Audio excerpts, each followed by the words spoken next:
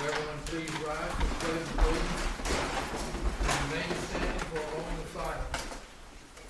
I pledge allegiance to the flag of the United States of America and to the republic for which it stands, one nation, under God, indivisible, with liberty and justice for all. Moment of silence, please.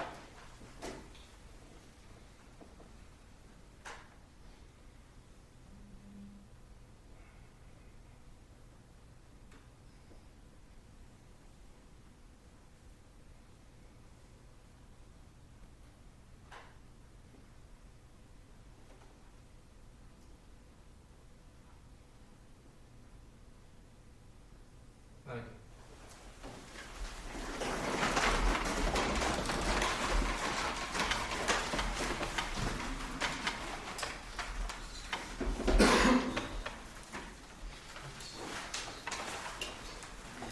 Need to approve the minutes?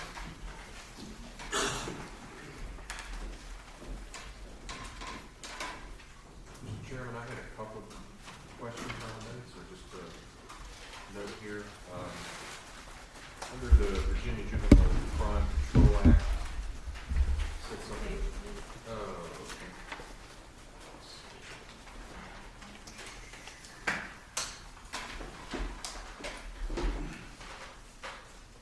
Where is it?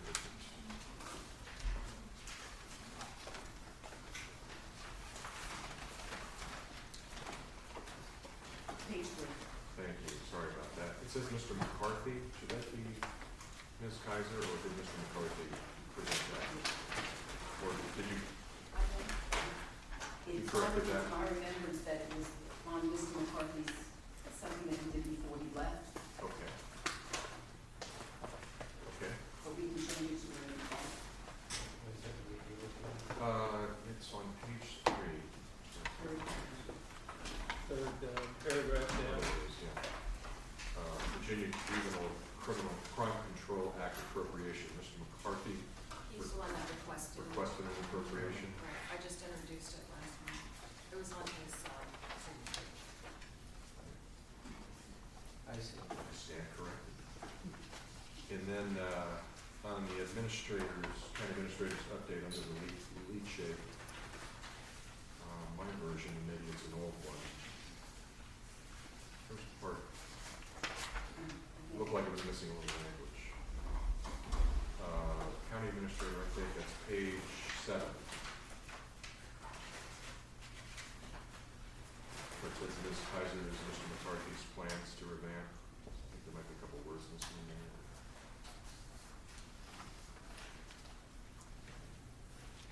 Okay, so, Okay, yeah, presented, that sounds good. reviewed. Yeah, that's fine. Presented or reviewed is fine. That's all I have, Mr. Chairman. Anyone else? Need a vote? I'll move to approve. Second. Motion made and seconded. All in favor say aye. Aye. All opposed, nay. Okay, we need to adopt the agenda.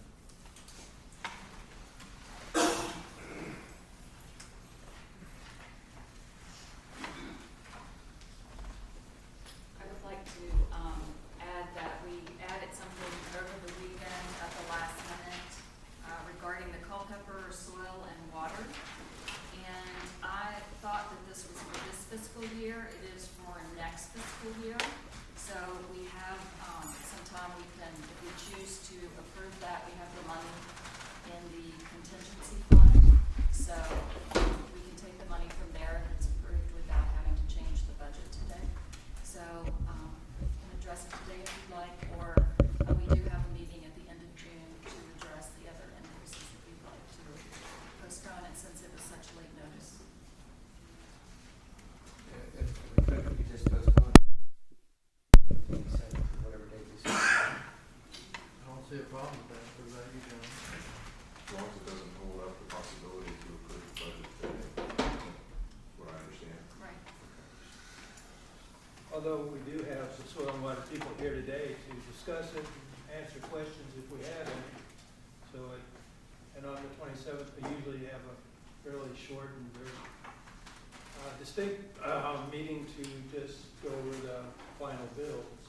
So, but seeing it, my misunderstanding that was for this coming fiscal year as opposed to the following, I suppose we can go either way.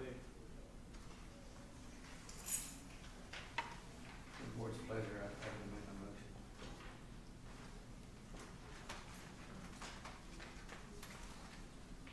Motion to, I would just, I'm not familiar with it at all, but I mean, if it's the board's pleasure, I can make a motion what we did today. I would just, we would just postpone the action for that, I was asking. That sounds good to me, that we hear what Soil and Water has to say and have an opportunity to question it, sitting there here. Thank you. Fine with that. Since I'll second that. okay, we got a motion and a second, all those in favor say aye. Aye. Aye also. All right, anything else about the agenda? Make a motion that we approve the agenda. I'll second that. Motion made and second, all those in favor say aye. Aye. All opposed, nay.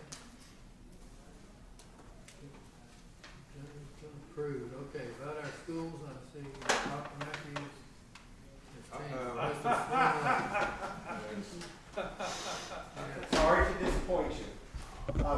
First of all, apologies to Dr. Matthews. She had some personal responsibilities that kept her away today, and so you have to settle for me. Just a few quick things I want to share with you about schools and a little bit about sports. In reference to schools, our SOL scores, we're getting preliminary scores in. SOLs, as I'm sure most of you know, are stand for Standards of Learning, which is the end of course test that by which the scores by which the states rate and accredit schools. Right now, preliminary scores have come in, and for most schools, they really, truly look excellent. We're seeing multiple teachers again at the high school achieving 100% pass rates with their classes. There will be a full report of the SOL scores at next Tuesday's school board meeting. I think it is safe to say, however, that we can look forward to continued full accreditation for both schools. I'm very happy to report that. Graduation, about a week and a half ago, went well, as several of you who were there, I hope will agree. As facilities director, I'm happy to report that some recent modifications to our air conditioning system in that gym allowed us to operate the gym when there are people in there and you can actually hear yourself over it now. And I think that made a difference, although with the crowd that we have for graduation, I'm not sure there's an air conditioning system in the world that would bring it down to 65% degrees, but it's certainly better than last year. Summer school started today. We have approximately 40 students at both the elementary school and the high school attending summer school. The day runs from about 8 in the morning till just about noon. That will run through June 30th. And our tech director, Robin Bolt, is serving as summer school principal. Of course, the other administrators and summer school teachers are there as well. Sports, got kind of a lot, but I'll try to make it as quick as I can. Just a quick summary of spring sports. Our varsity baseball team had a difficult season, but they did manage to win their first conference playoff game. It was one of the first times they played a school of their own size. So that was great. Our varsity girls soccer team was undefeated against opponents of the same size as us, Group 1A. The playoffs for varsity girls soccer unfortunately combined 1A and 2A because as of yet there are not enough 1A schools with varsity girls soccer to merit having a separate state championship. They did lose in the first round, however. I'm happy to report that one of our players, Julia Estes, earned second team All-Bull Run District and first team rep of the conference honors. Boys soccer, we also had one player, junior Jack Massey, who earned second team Bull Run District honors and first team All Conference honors. And believe it or not, the second team Bull Run District is probably all the more important when you consider that we're in a very tough soccer district and every other school is either a 2A or a 3A and we're a 1A. So one of our players to get that kind of notice is pretty good. The state track meet was just held this past weekend. Quick update from that. Julia Wood, senior runner Julia Wood, earned her 10th and 11th state titles. This past weekend, she won the 1600, which is the mile. This was the 4th straight year she had won the state championship in that. She also won the 800, or the half mile, and in both of those events, she set new state records with her time. Gavin Jenkins is our new state champion in the 1 mile, the 1600. He also came in 4th in the 800 meter and 13th in the high jump. Julia Estes, who I mentioned earlier, she was the state runner-up in the 100 meter hurdle, setting a new school record. And then other noticeable placers, Jessica Thorne, another junior, finished 4th in the 100 hurdles and 3rd in the high jump. She jumped 4'10", which I think is her height or close to it, pretty commendable. And then we had another couple of gentlemen, A.J. Palmer finished 8th in the shot put, and then Sam Barnes, who is a freshman, finished 10th in the 3200 or the 2 mile. All the more remarkable since, given the reports that I had, was that Sam had a lot of, he got ill during the race, and yet he continued to run and still finish 10th, and that's pretty incredible. The girls' team, even though we only had 3 girls competing at the state meet, our girls' team scored enough points to finish 4th in the state, only 5.5 points away from being state runner-up, and that's pretty commendable that you have 3 individuals who can rack up that many points. And then the last thing, this Thursday, the athletic department, athletic director Brandon Burley is hosting the spring sports and end of year award ceremony, and that will begin at 6:30 in the high school auditorium, and parents and fans and friends are welcome to attend. Questions? Is the summer school program core courses for children that didn't do well in those classes, or? I'm not completely well versed in the parameters of the summer school, but that I think is a good estimate. I think a lot of times it's aimed at children who did not pass their SOL in their core course, and it's, in order to get them up to speed for that. Now, I don't believe that they take another SOL in summer school courses, although I could be wrong. But that's it's basically to help kids get caught up and just need a little less time. Thank you. Have the parents signed up for the kindergarten, kids for kindergarten yet, or does that happen later in the summer? My understanding, I'm pretty sure they've already had kindergarten and pre-K registration. Of course, parents can sign up anytime, but they try to encourage them. I know they were doing kindergarten registration back during the school year, so we can get an idea of the numbers that we're going to have. And you remember probably from the board, you're always going to get more. And I don't recall, apologies, I don't recall the specific numbers, but I seem to remember hearing that they were pretty strong. Okay. I'd be interested just to see what that preliminary number is. Just to see. I can find out and get that. Off the top of my head, No, I understand. yeah, sure. Information here. Any other questions? Good. Right. Thank you, Jimmy. Thank you for your time. Next item on the agenda is public comment. This is giving you the opportunity for anyone wishing to speak on any subject may do so. If you wish to speak, please raise your hand, and when recognized, state your name and your district. Address your comments to the board, and we will open the public comment section now. Bill? Thank you, Mr. Chairman. Phil Lewis. I have been a member of the Farmland Preservation Committee since it was formed about 4 or 5 years ago now. And the committee has been responsible for 3 major farmlands here in Rappahannock County being preserved and being able to be still farmed by people who own it. There was a fund that was established based on the rollback taxes to match any kind of state funding that would be available. And I hope that you will not, in your discussion later this afternoon, disturb that fund as far as being available for purchasing yet another piece of farmland to save Rappahannock's base, agricultural base. Right. Yeah. Hi, I'm Kaitlin. I work for the Female Environmental Council. My office is here in the Hampton District, but I'm a resident of the Chapel District. I also wanted to speak about the Farmland Preservation Program.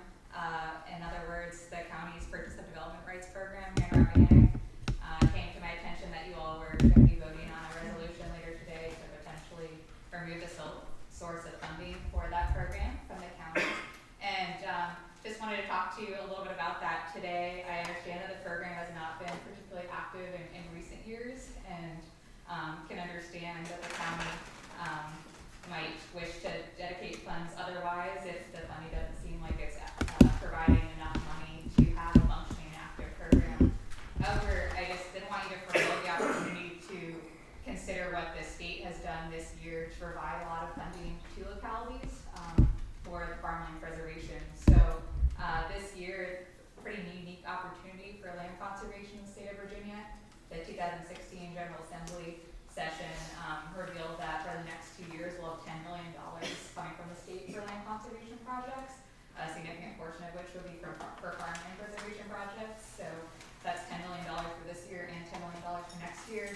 The State Office of Farmland Preservation also has $2 million for fiscal year 2016 to provide as match for county funds for preservation projects. So was hoping that you all would give that some consideration, and if the current mechanism isn't providing a strong source of funding for the farmland preservation program, wondered if there might be another opportunity to think about how to best make that a strong program moving forward.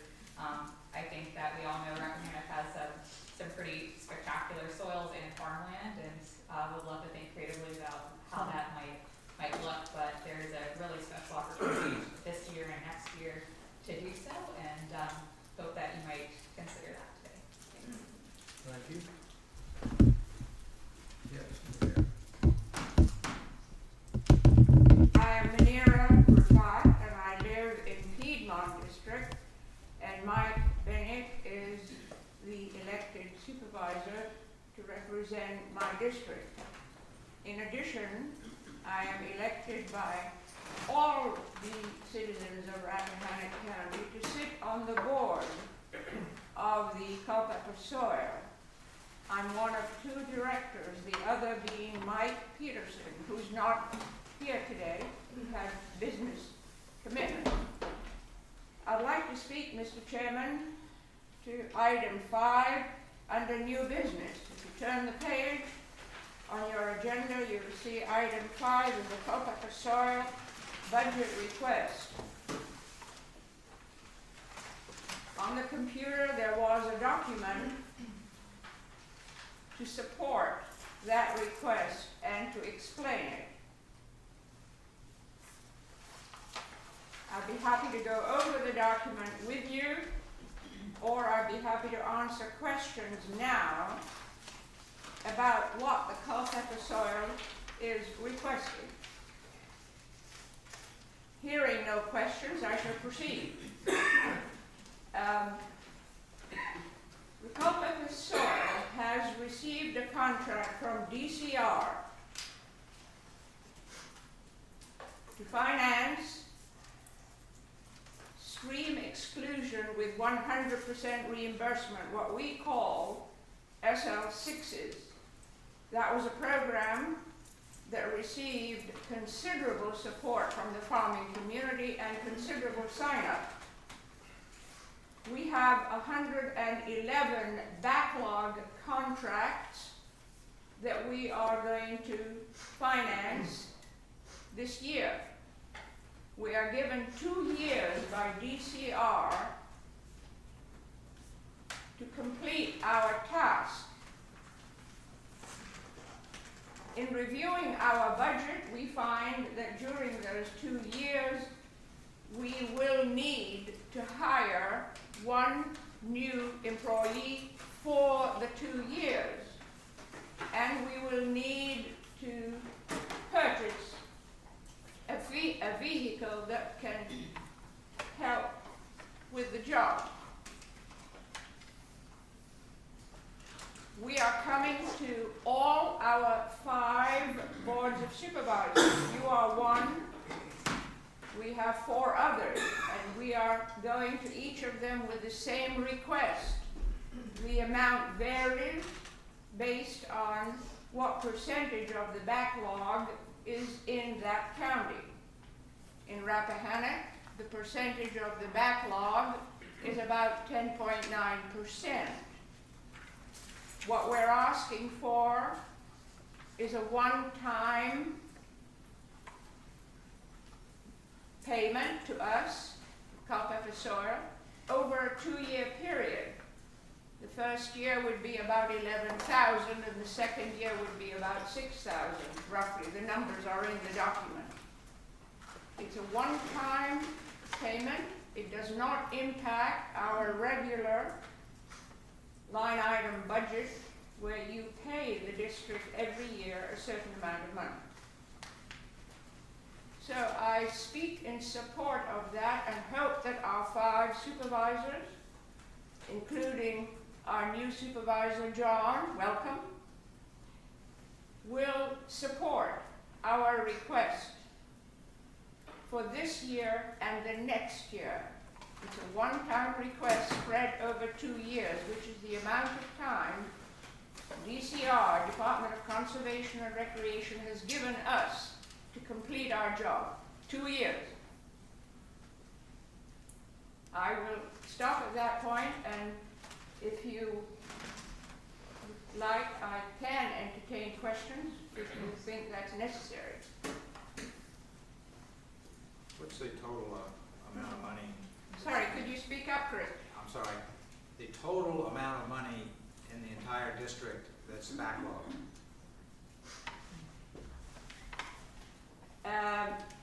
We are getting a payment of $5 million from DCR to pay for the 111 contracts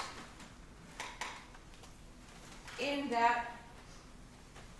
Is that what you're asking? Yes. Would you tell me what you all talked about before we started the agenda about the Culpeper District? I missed it. The acoustics in the room are not good. I'm not saying Ron mumbles, but Ron mumbles. but if you would please tell me what was said. We are going to hear what you all have to say today, but we're going to take action on the next meeting. The next meeting is next month. No, the next meeting is the end of June. It's the end of June for, what's the purpose of the meeting? Yeah, pay last minute invoices. So we have an extra meeting later this month, and that's when we'll take action. We have made the decision that it's an all or none. All the 5 localities have to agree for it to be a go. Right. Number 2, we are withholding hiring anybody until we have the money to do so. The money has to come first. Okay. So, can we wait till the end of June? Absolutely. Well, we're the first board of supervisors you've been to, and are you going to be to all the rest of them within the next couple of weeks? As they meet this month, yes. Yeah, okay. We might have already been to Orange. Only administrators. We have not been in front of another. Right, okay. Okay. John has a question. Just a procedural one. Mr. Chairman, are we talking about this issue now? If we have questions, or are we going to cover this? This is public comment. But Well, public comments, you made a presentation, we're just stating our comments. okay. She has Well, questions. We'll have. I mean, are we going to? Right. Because I may have a few questions later, but if we're going to do it later because we adopted the agenda to consider it, then I'll give you a question. Well, we can discuss it when we get to the point in the. Yeah, Yeah, that's. I think it's more appropriate to wait until we get to it. Right. Otherwise, public comment period gets dragged along. Thank you. Thank you, Manera. Okay, anyone else cares to? Yeah, Walt. Long Hampton District, I see on the agenda there's a time for dealing with the clerk of the board, and I assume that you advertised for that position. And I want to recommend that you not hire anyone for that position. According to the state code, the board, the supervisors made by resolution designate the county administrator as the clerk of the board, and so on. I think each of you have run a platform of using available resources of the county rather than having to spend extra money. And this is an opportunity to do that. I believe there's plenty of, I believe that through existing personnel, you can fill this position, whether directly through as the Code of Virginia says, through the county administrator or the deputies, or any other deputies that you might want to get from existing personnel here in the county that you're already paying. So I hope that you will not spend extra money for this position. Anyone else? Yes. I'm Denise Chandler, Hampton District Chairman of the Electoral Board, and I'd like to address the Board of Supervisors. I understand that there may be some lingering questions as to the validity of the amount we've requested the Board of Supervisors to approve for the Electoral Board's budget to pay our employee, the Director of Elections, previously known as the Registrar. The amount requested is actually reflected in the published draft budget of June 3rd, 2016. Per our previous presentations, you all know that as of July 1st, 2016, our employee is now mandated by the Commonwealth of Virginia to work 2 full extra days per week, and that the cost of living in Rappahannock County is 43% higher than the similarly populated counties. The Director of Elections is not an as-needed work when you want to work station. It's a full-time, 5-day-a-week, 8-hour-a-day position required by the Commonwealth of Virginia, passed by the General Assembly and the Governor of Virginia, the same report to work 5 days a week, 8 hours a day job anyone else working on Courthouse Row has to be performed, be present for, and be fairly compensated for. The Electoral Board has not asked for a pay raise for the position. We have asked the Board of Supervisors, you who are elected by our voters, to approve a line item adjustment within our own budget to compensate our employee for the extra 480 hours now required. It amazes me that certain people have entrusted the county registrar to conduct our elections, know and observe all of the 466 pages of complex laws in the election law handbook, be legally certified to uphold that office, yet don't value her worth. Due to its complexity and that the Director of Elections can go to jail for performing her duties incorrectly, it is the only position along Courthouse Row that is actually held accountable through a yearly written performance evaluation required to be conducted, reviewed, and submitted to the Commonwealth. The Electoral Board has already compromised what we asked you to approve versus what the Department of Elections values the position to be paid, a salary equivalent to county treasurer. We have already compromised by reducing the amount requested from our originally submitted budget by $10,000. What we now propose is minimal compensation for the additional hours mandated. And I note that Debbie Kaiser had posted to the board docs a schedule that came from Martin Mash regarding general registrar compensation, in which it is based on population. And in it, it says, and it does state, minimal compensation for the localities are listed, 45,557.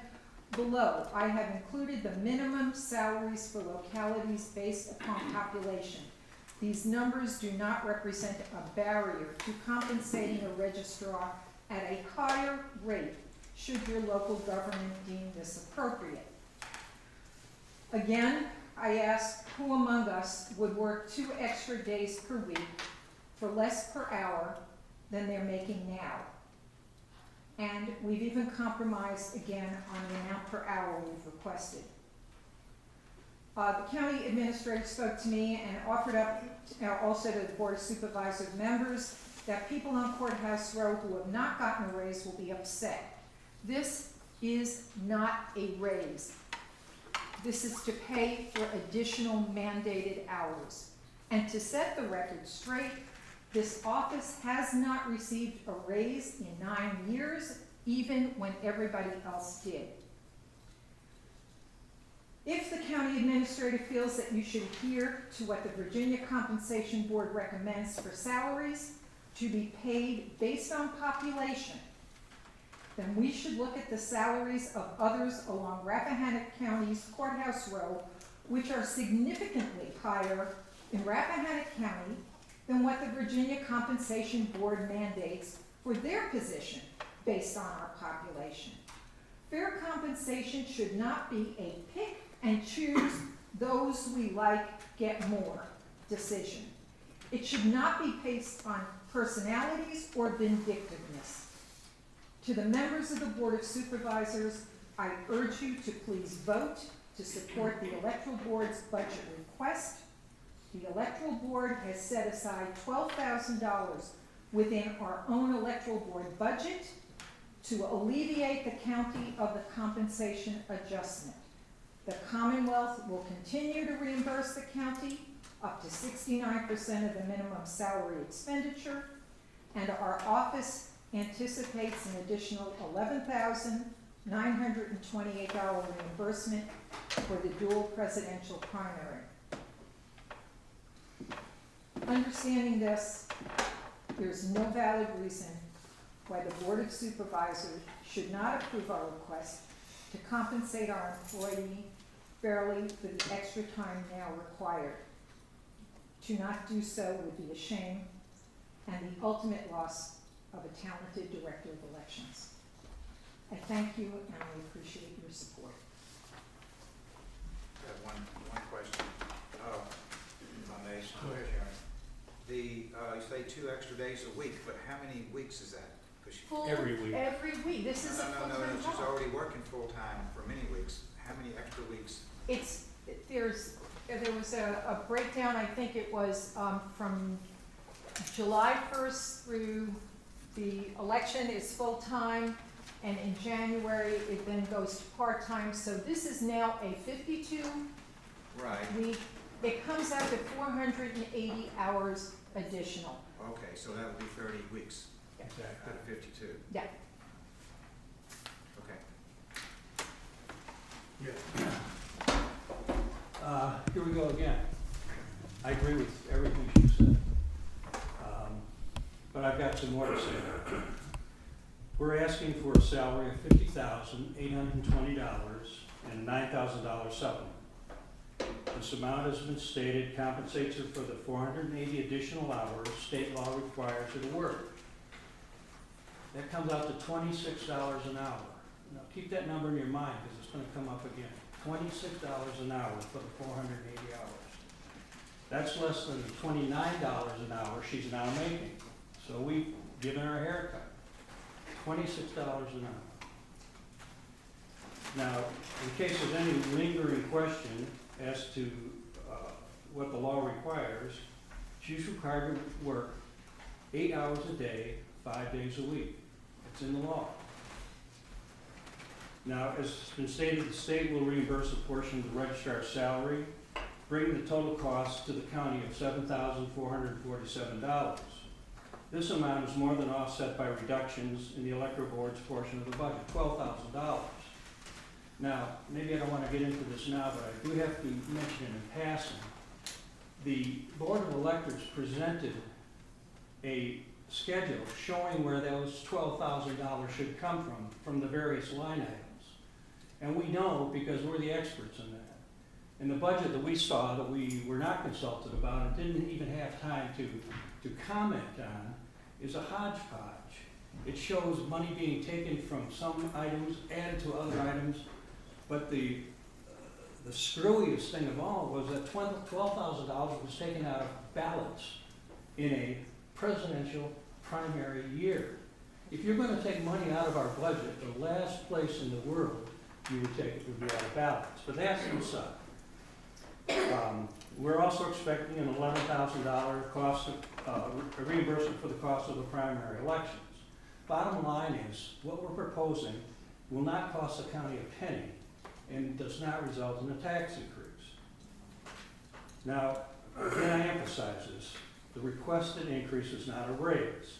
It is a direct payment for the increased hours required to be worked in moving the position from a part-time to a full-time position. We can't imagine any rational person would think they could ask an employee to work 2 extra days a week and not pay them at about the same rate that they were making.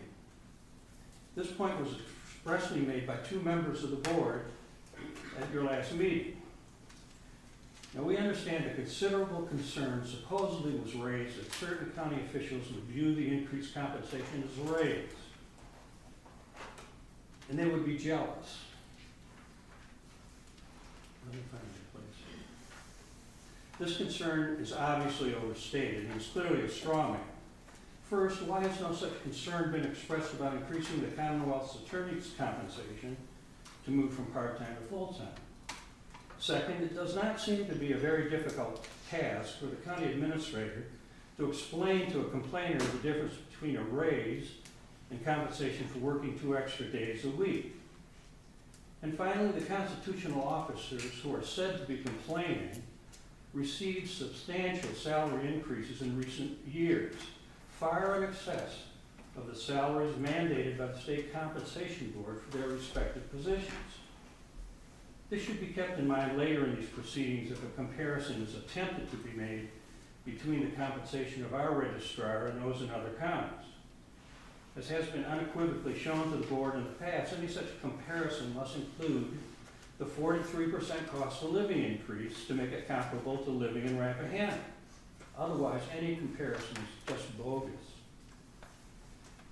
The Board of Electors is very concerned that notwithstanding the fact that 4 board members present on May 23rd voted to include our entire requested amount in the draft budget, we're concerned that an attempt would be made today to renege on that approval. We're very concerned that there may be some mischief going on. It's obvious that there's been an incredible effort on the part of some county officials to obstruct this request in any way possible. And this has been relayed to us by members of the board. We believe this negativity arises out of a type of group mentality that believes that the registrar, quote, is not one of us. For example, she's appointed, not elected. She's only part-time and we're full-time. She has the nerve to ask for a raise and we would never do that. This is the type of mentality that underlines episodes of shunning and bullying common among adolescents, fraternities, and sororities. It is not an overstatement to say that the registrar may not be well liked by some county officers, and they would be happy if she left. Such petty vindictiveness obviously is not a mature basis to deny the registrar just compensation for her work, and it is a totally selfish reason manifestly at odds with what is in the best interest of the county. I spent 38 years as an attorney in the corporate world. Certainly there was occasional conflict and backbiting, but never at the expense of the corporation. The Board of Electors is requesting the Board of Supervisors to put aside any personal prejudices they might have toward the registrar, and particularly to ignore the pressure that they are receiving from those whose motives are less than honorable. We respectfully urge the board to act in the best interest of the county. This is an outstanding employee who would be extremely difficult to replace, particularly in a presidential election year. We are asking the board members to act with courage and in the spirit of fairness and justice, and to approve in the final budget the full amount we have requested. Now, we would point out that any attempt to approve an amount less than requested would not have any basis on which it could be explained or supported, and it would certainly be viewed as a capitulation to the very prejudices we have asked the board to reject. Now, I understand that there is some sort of a proposal that has a number in here, not of the 50,000 or the 59,820 number that we requested, but it comes out to $54,557. We don't know if somebody's prepared to make that proposal to the board or not. But if they would do so, keep in mind that that comes out to $14 an hour for the additional 480 hours. We're asking for $26. she makes $29 an hour. This proposal would be $14 an hour. She pays her assistant $17 an hour. So whoever has this bright idea, I don't think it works, and I think the board should see through it and do what is right and what is honorable. One final point. We request that the board honor the promise made at your May 2nd meeting to permit the electoral board, as a matter of professional courtesy, to participate in any discussions concerning this proposal because of our subject matter expertise. You've let us do it in prior meetings. I think we've been helpful, and we're certainly willing to continue to do that today if you are going to continue discussing this subject. Thank you very much for your time. Chairman, I have one question. You mentioned the assistant getting paid $17 an hour. Can you tell me how many hours is allocated for her, the assistant, in your budget?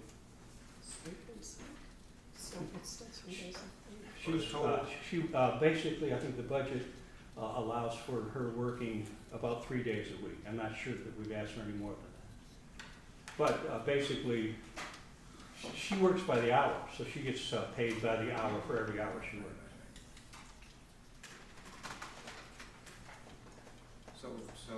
So in the budget, you got room for her to work 3 days a week, every week?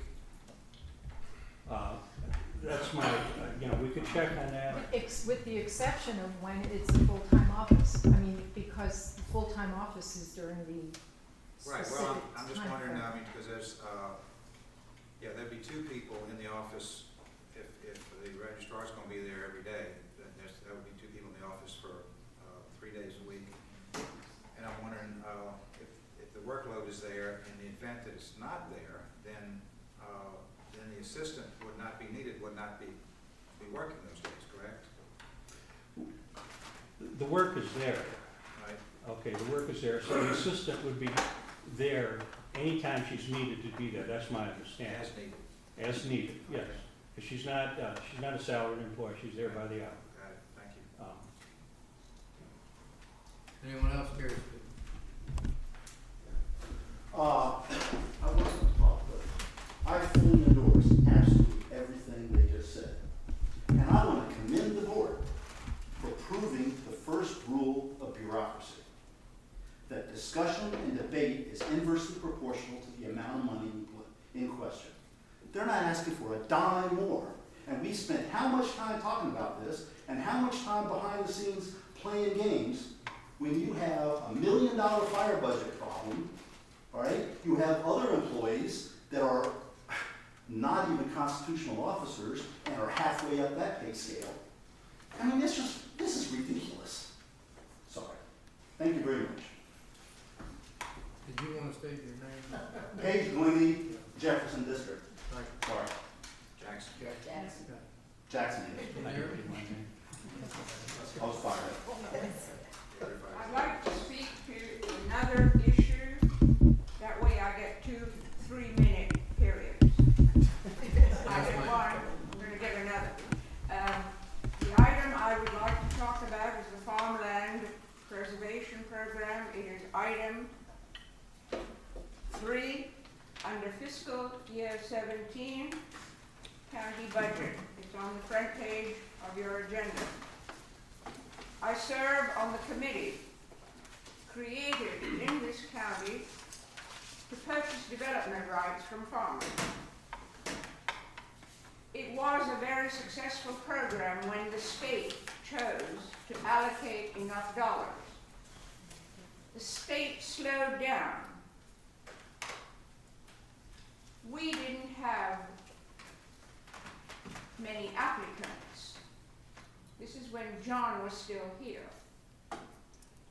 But there was an ordinance that said money would be deposited from rollback taxes in an account dedicated to the purchase of development rights to match what the state would give us. That money sat there. you are going to be discussing under this item for the budget, those monies are being moved from that special account into general funds. And Peter has drafted a document that's probably posted on the internet that said that if the committee needs money to match the state, we can come to the general fund and ask for it, instead of us having a dedicated fund. Think of that when you consider this item. Thank you. Thank you. My name is Tim Pagano. I'm in Wakefield District. I just want to support the electoral board, same as Mr. Clenny did, and I can't believe that this is an issue that is taking this kind of stuff. I think Mr. Clenny said it perfectly. Anyone else care to speak?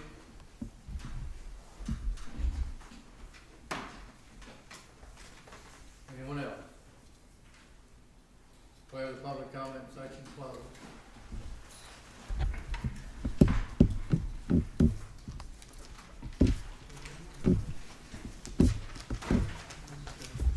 Next item,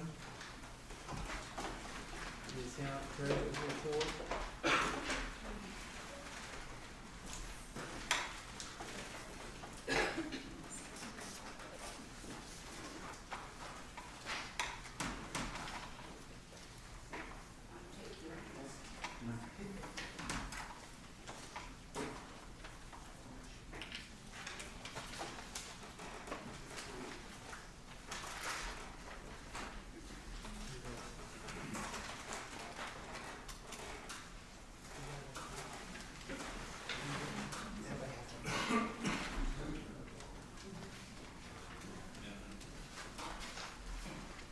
These are, the reports that I handed down are all posted under Board Docs.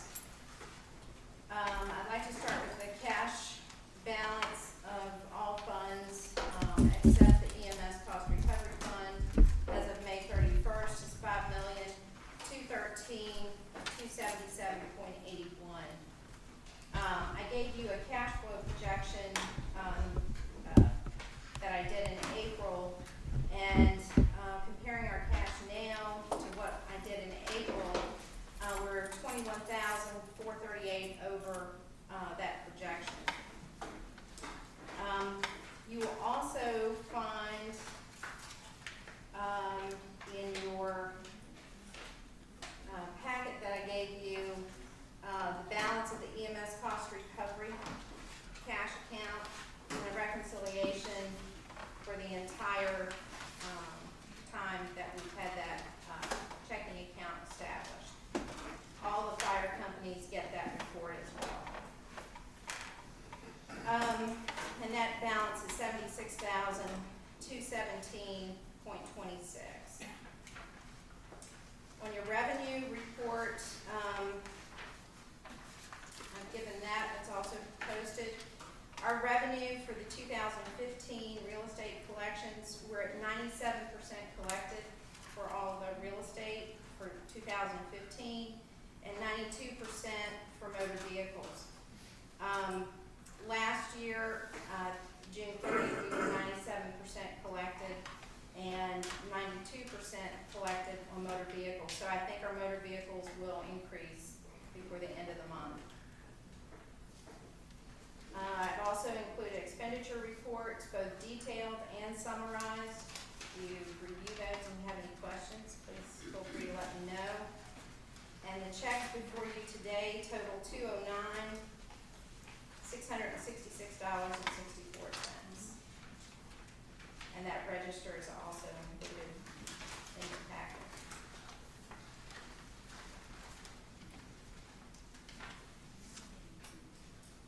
Any questions?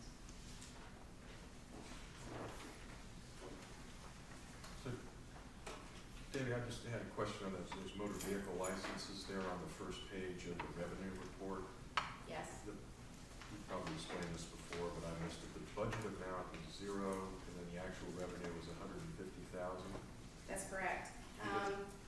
Is this a new? Last year, the board voted to have, that's a replacement of the decal. The prior year, it was included in the tax rate.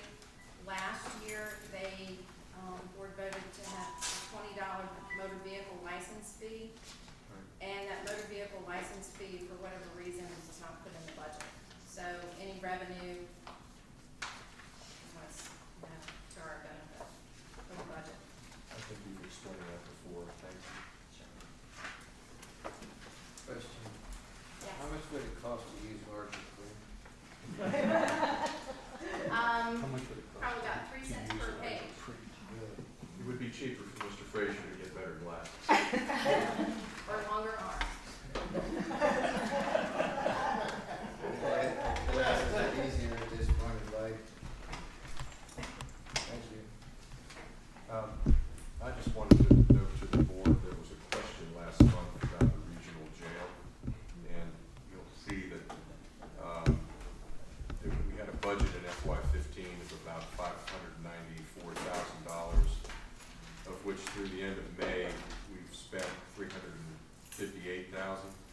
There's one more payment that we owe to the regional jail in the next 30 days. We don't know, we don't have the exact amount on that yet, so the funds that are available there, the $219,000, there still is a payment to make, I think after which we'll know the final reconciliation.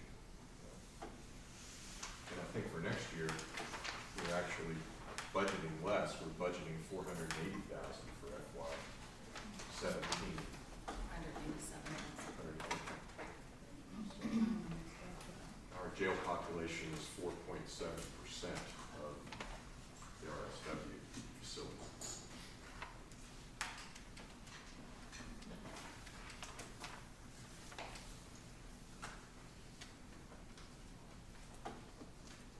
Okay, next item is accounts payable.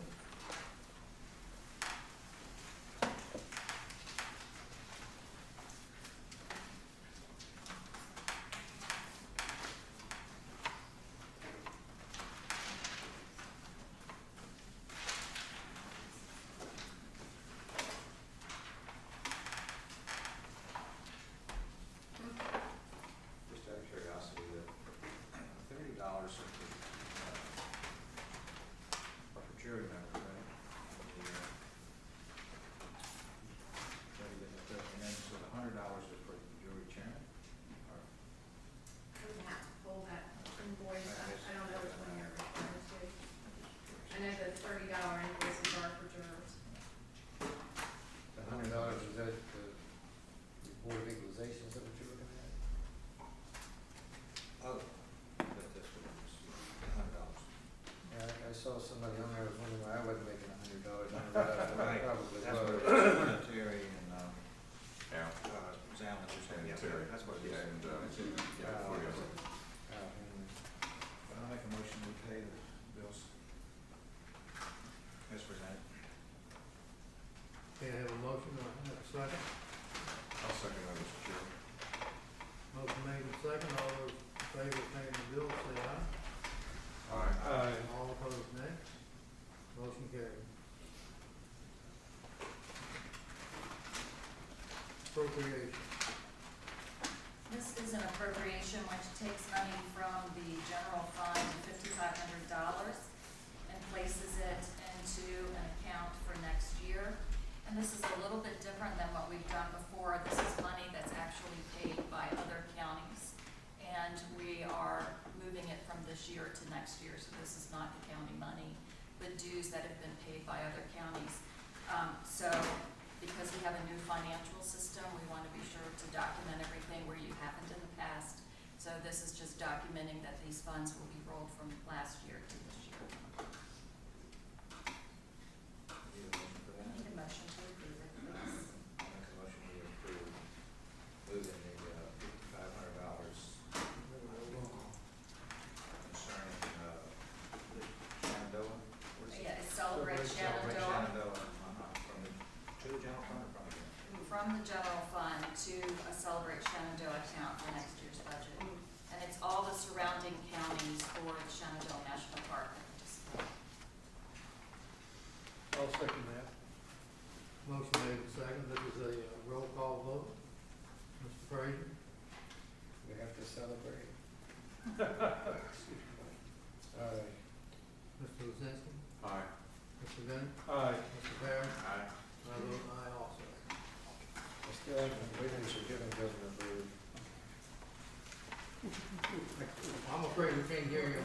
said I haven't completely forgiven Governor Bird for what they did Oh. back then.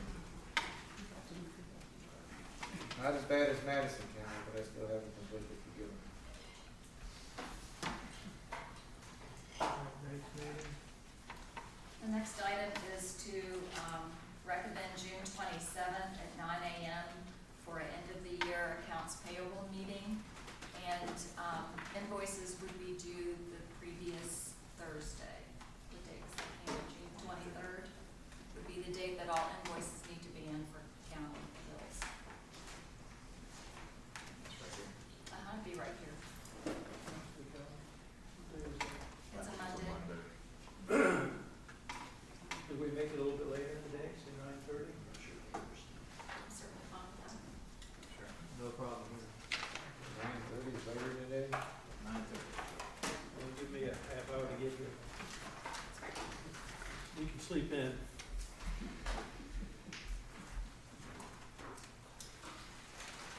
Thank you, gentlemen.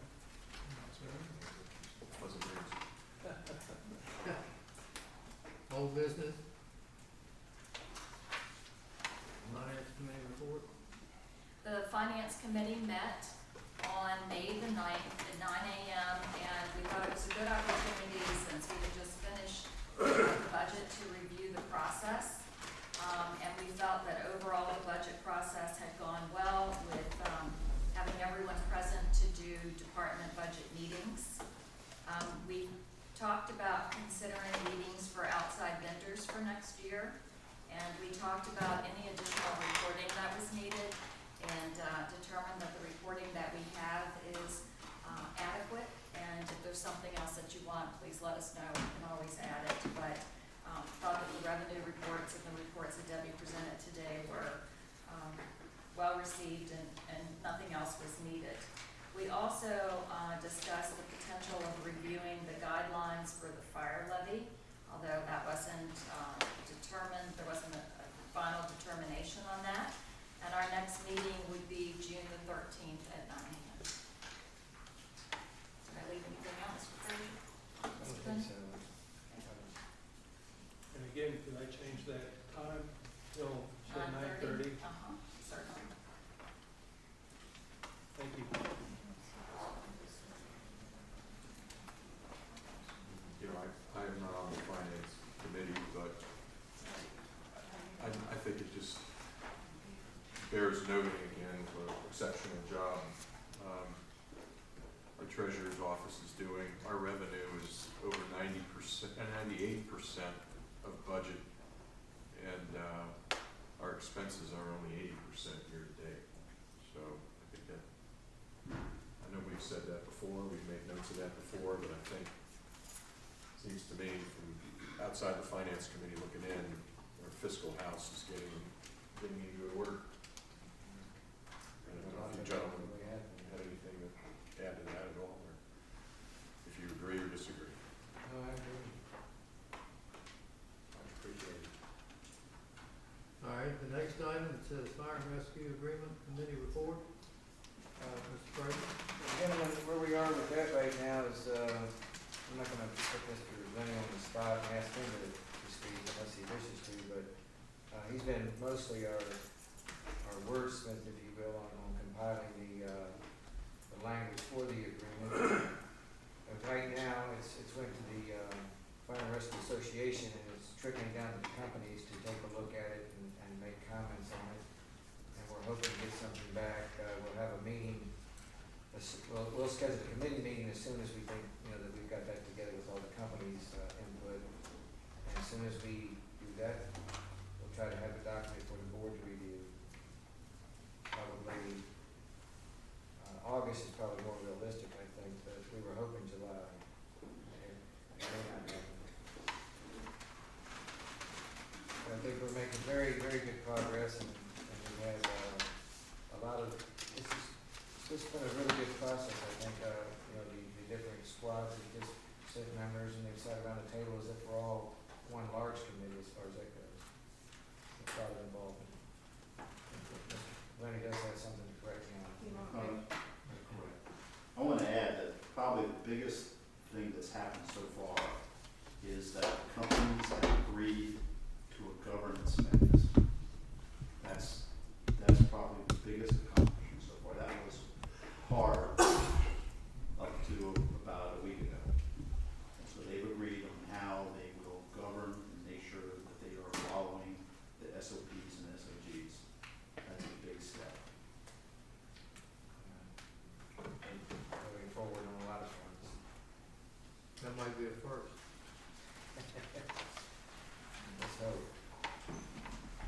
So that was the executive committee of the The association. Association Executive Committee, Right.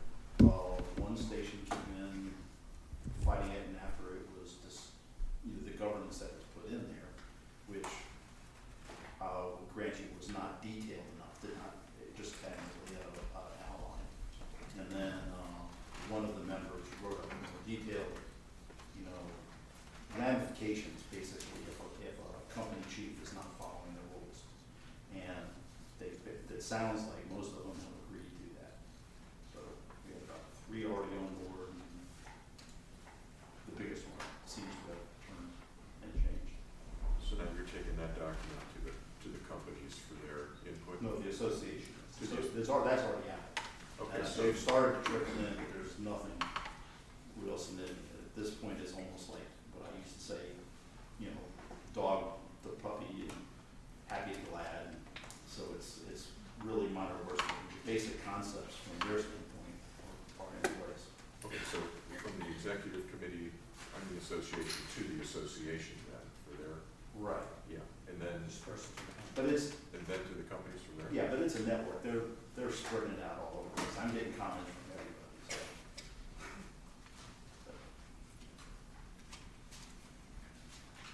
It's not as chain of command as you're kind of implying here. It's just kind of, Well, it's bottom up. yeah. Which is good. Thank you, Okay. Mr. Chair. Next item, county budget. Fiscal year 17 salary, director of elections. On a budget sheet that is in, the summary sheet that is in the documents, it shows director of election salary. And as noted earlier, we did put in $59,500 in the budget. And if you note here on the bottom, it shows that the net cost to the county is $0 as those monies were taken out of the different line items. And I'll be glad to work with you. I missed that document somewhere in all the documents I've gotten about what funds to put it in. It's a net to the county, so we can certainly change that. Right, that's what we were hoping. Yeah, we just looked at what was available in the different documents, the different funds, but we can certainly change that. That's not a problem. So the election board proposal is $59,500. $59,820. Oh, okay.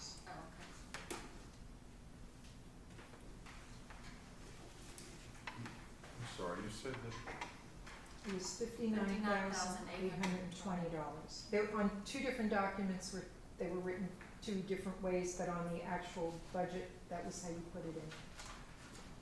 What figure did we talk about? $59,000. That we talked about in the last meeting? Yeah. Yeah, that's what we agreed to put in the budget and have it reflected. Candy and I did the next one. Yeah, that brought up an additional 12,556.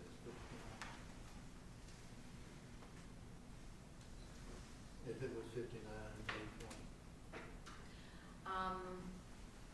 It's $74.47 to the county is the difference.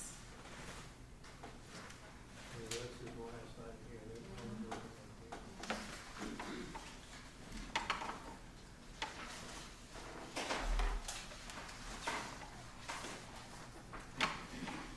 I have a question about, going full-time. Is she now eligible, or was she eligible before for, Virginia retirement program? I don't know the answer to that, Mike. Debbie, I don't know. Do you know? She has been eligible for retirement benefits and for health care, and that will continue. Is that now at a higher rate because of the higher salary, or how does that work? It does. It's slightly higher.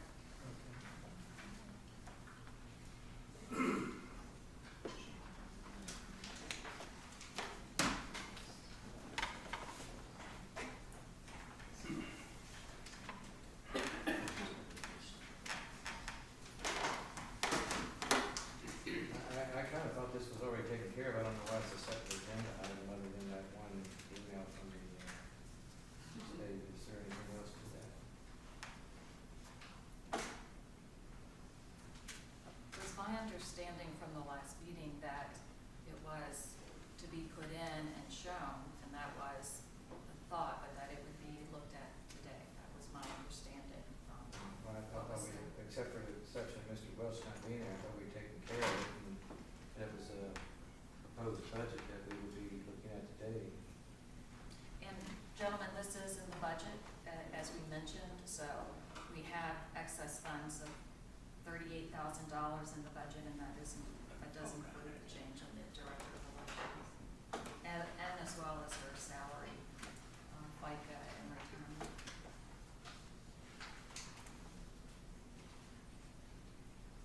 Well, I've had an opportunity, as we all have, to be here through a number of presentations and a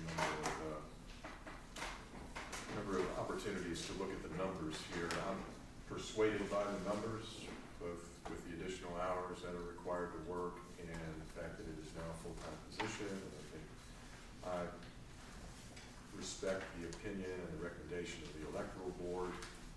I must say, I like to keep it to the numbers. When it gets personalized, it's a shame that it has to kind of come to that, and I know that there's a feeling that it was personalized a little bit, so I was a little disappointed to hear that we kind of got a little more reverse personalization here in the explanation of I apologize why for we should that. do this. It only reflects how strongly we feel about it, and I apologize if I offended. I just couldn't help, I felt I needed to make a note there. I do personally feel the numbers do carry the day, at least in the way that I feel about it. And, I mean, if we need a motion on the floor here, or did we already decide this last month? Well, we haven't adopted the budget, we don't need a series of separate motions to adopt line items. So this is already, I guess, reflected in the budget. It is reflected in the budget. And, you know, again, perhaps this opens up, I know there's more conversations brewing about salary and compensation for other employees in the county, and if this inspires the beginning of that kind of conversation, not for this budget year, obviously for next, then I'm not afraid to do that either.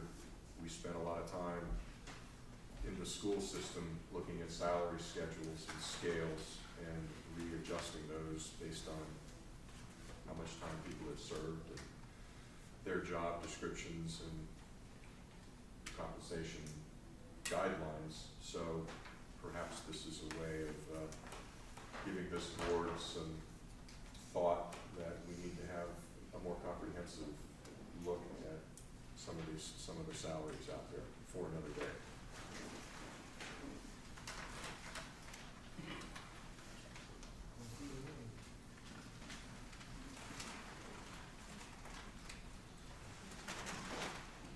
So we really, to get this done, we need no action. Right. That's what he said.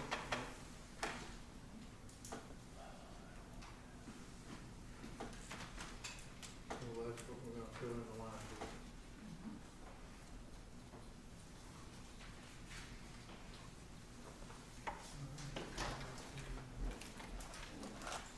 Sheriff's budget. Next item, sheriff. The sheriff had said something to me about being put on the agenda, and I told her that we were working on this anyway, so we would just go ahead and add it and discuss it as part of the budget. And she's here today, should you have any questions. It's been brought to our attention that 2 line items, concealed weapons and courthouse security, have been in the maintenance budget and not as part of the sheriff's budget. And by state Virginia code, the courthouse security revenue is supposed to be in the sheriff's budget. So we are recommending to move it from the maintenance department to the sheriff's department. So the revenue would remain the same, so those line items won't change, but the expense line items would move from the maintenance department into the sheriff. So that makes an adjustment to the sheriff's budget from $1,743,401 to $1,781,401, and that would be effective July 1st. I think it's important to have line items belong and be where they belong. So makes it all clear for us to follow and understand what's happening. Right. Right, and that courthouse security would be, it has to be used for courthouse security or for personnel. So it's to be paid for the personnel that sit here with the judge, or for example, some of the machinery that you walk through when you walk in the door. Those would be the kind of things that that account would need to be used for. Could I ask a question? I asked it once before, but I didn't get a good answer. It shows $4,500 as revenue for concealed carry. So that means somebody's making money off the concealed carry permit. That's a cost, that's profit over the cost of running the program. Yeah, under Virginia code, the clerk of the court collects $45 for the background investigation and everything that comes with a concealed carry permit. And so And that's under state code also. so the state says that we get that back to compensate us for our work on the process. Yeah, but it just doesn't seem fair that it's a moneymaker. It really should only be paying for itself, the cost of running the background checks. It seems to be a moneymaker. Now we're arguing over how we're gonna spend it. I think they had a discussion in Prince William County about this a couple months ago. Same thing. They were charging more than the program needed to survive. Well, again, gentlemen, this is in the budget, and is reflected, so, guess we don't need a motion, we can move on to the next item unless there's further discussion on this. It's not adding or subtracting anything from the bottom line. It did, but that's included, and we still have a $38,000, overage in our budget. So, it did, but we had a few other things that came in a little shy, so we're still pretty good. Okay. Can I ask a question on that? How is this money gonna be appropriated every month? Do I need to come in here every month and ask for it? Or is Ms. Nick gonna keep track of it and I ask for it once a year? Or are you just gonna give her permission to? That's the money that's set in the budget, so you can use it as you deem appropriate. And Debbie will keep track of the revenues, and you'll just put whatever expenses you have to those line items in your budget. So you'll have up to that $33,500 to spend.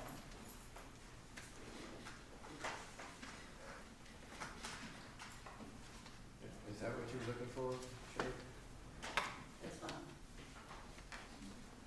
Thank you for your cooperation. Excuse me? Thank you for your cooperation. Yes, sir. As long as you get it, we'll see that you get it somehow.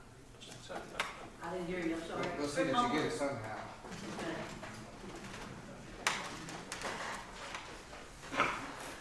Okay. That's the farm line. Mr. Chairman, if I could here ask a question or two. Yes, sir. This is another situation where I didn't know that the board was even discussing this, and I think that this is all based on a mistake and a misreading of the current ordinance, and a total misunderstanding by some of the people that's involved in this, and some of the people in the audience. I mean, I remember when we created this, and if you look at the wording of it, there's nothing that says that the rollback taxes are dedicated to this program. In fact, the language says that the board, and this is the resolution. This is not the language of the program.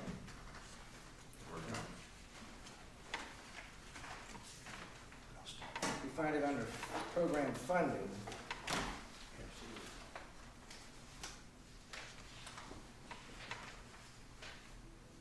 It's the last page.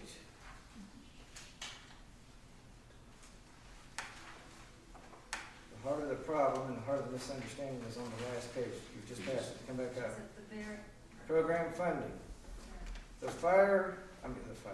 Sorry, Freudian slip. The Farmland Preservation Program may be funded annually by the Board of Supervisors in the county budget or by special appropriation. So that means the money's in the county budget. We only have one form of money that this body can actually control. We have a lot of flow-through funds, state, federal, even the fire levy funds, we have to expend it in certain ways, but we actually control some of that somewhat. I mean, we can't spend it on something else. But that means the money's in the county budget. So its only dedicated revenue source shall be the funds paid to the county as a result of the rollback taxes. It doesn't say the opposite. It doesn't say that the rollback taxes are dedicated to that purpose. It says the only funds dedicated for that purpose will come from the rollback taxes, which are in the general fund. This was a smoke and mirrors attempt that we sat around and worked up to try and show the state that we were going to put together some sort of a program funding mechanism so that we could leverage state funds when necessary.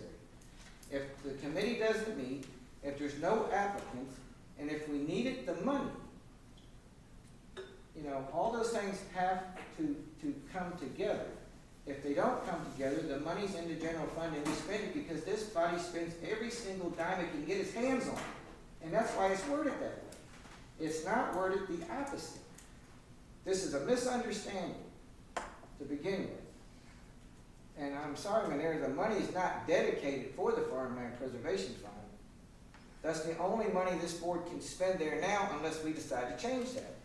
And if we change that, you're opening up another can of worms. You're now saying that we can move the money from the general fund taxes. So then there's no dedicated funds. That means there's no limited amount. We're limited to the amount that we can spend because of what we save from rollback taxes. But if we spent that money, we can't dedicate that money. It's not a continuing account that just keeps building up. And the second part of my question is, who authorized this?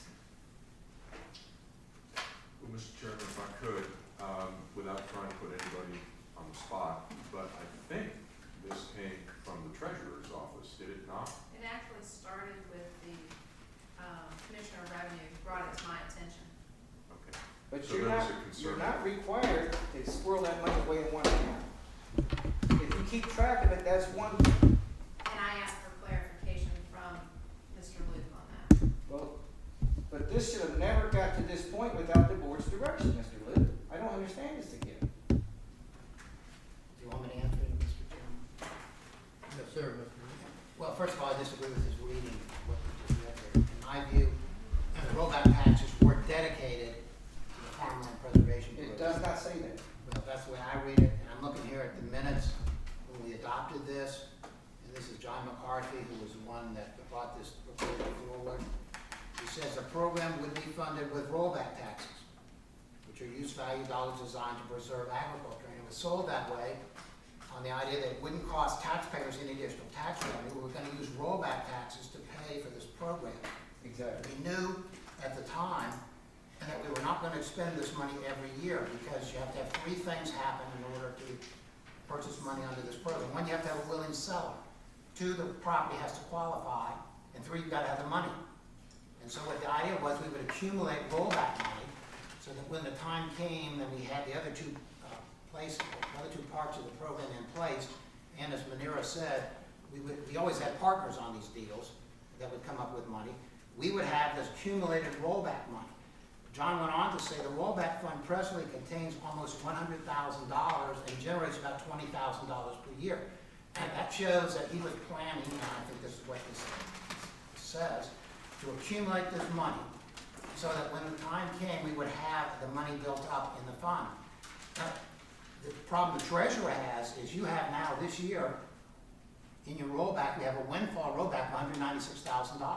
The windfall is punitive to the people that got kicked out of. Well, that may be, but I'm just telling you, you've got $196,000, and by the way this reads, we would have to put that in the budget on the line item for farmland preservation. No, it's the way that you're interpreting it. It does not say that. That's It what does I not say read. that. It does not. It says the opposite. It says that we can only spend that money. It doesn't say that that money is dedicated for that program. And the second part of my question is, who authorized you to do this? Well, Yes, I had a part in that because. I talked with the Commissioner of Revenue, with the Treasurer. But this board did not direct you. Well, this board didn't direct me because this had to be done. I found out this after the last board meeting. You're adopting your budget today, so this had to be done before you adopt your budget. Otherwise, you're gonna have a $196,000 hole in the budget. You're still, it's because you're misreading it. The money does not have to be spent there, if only that money can be spent there. Well, I've had my say about it. That's the way I interpret it. I think it's the way everybody here in the county government has looked at it. I've shown this to a half a dozen other people that didn't have an ox in, to grind here, an axe to grind rather, and nobody has read it the way that you interpret it. And again, if we had we haven't been keeping the money there because we've been spending it because it went to the general fund.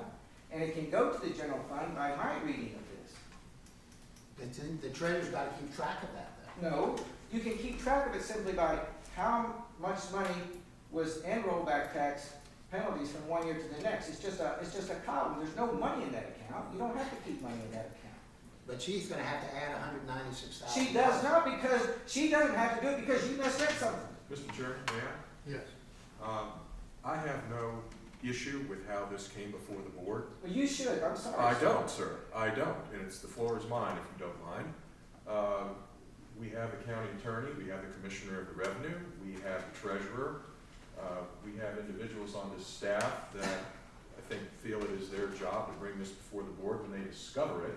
I think this was brought before us when it was discovered. I don't think there's anything particularly sinister about this being brought before the board now. So, well, choose whatever word you may. Choose whatever word you may, but I feel that there's nothing inappropriate here, that this board has an opportunity to consider this now and probably needs to do so because it's part of the budget discussion.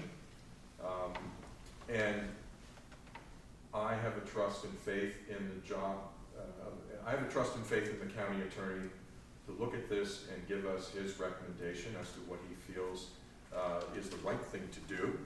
However, if this board feels otherwise, as Mr. Frazier obviously does, perhaps we need a second opinion on this. But I would be interested to hear how other board members feel, because I, for one, feel our county attorney has given us a fair reading on this.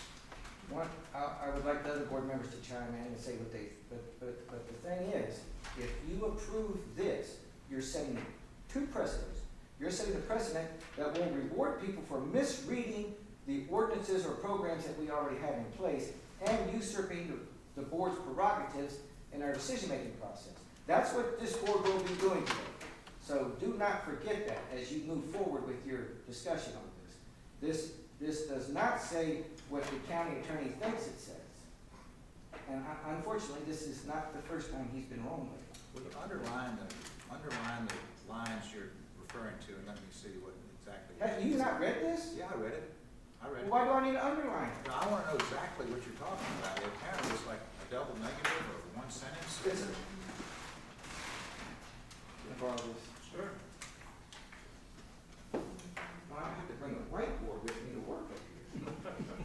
This is, the Farmland Preservation Program may be funded annually by the Board of Supervisors and the county budget or by special appropriation. Right. Its only dedicated revenue source shall be the funds paid to the county as a result of rollback taxes. It doesn't Right. say the It's opposite. It would saying- have to say the opposite for it to be what Mr. Luke said. It would have to say, it never was designed to be that way because we had people in the audience that day that said that if we realized this kind of money, that was an argument that was made by John and others, that if the property was in rollback tax, Right. then we wouldn't be collecting that money anyway, because it would be getting in tax credit, giving it to farmers. Right. Yeah. All right, so when they said, okay, we can understand that, but if this kind of money came in, $196,000, that's the difference between a possible tax increase otherwise. If you needed that money, it's available, and the Right. county Yeah, can spend it. I read the minutes of that particular board meeting back in 2004.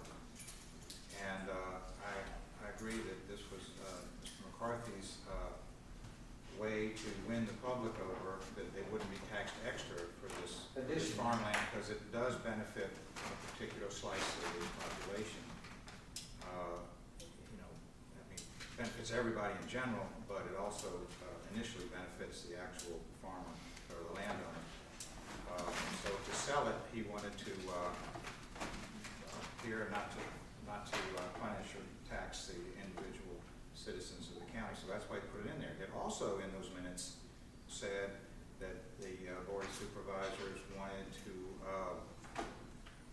qualify for this benefit, they would be third and fourth generation farmers. And I don't think that ended up in the actual resolution itself, but It's something good.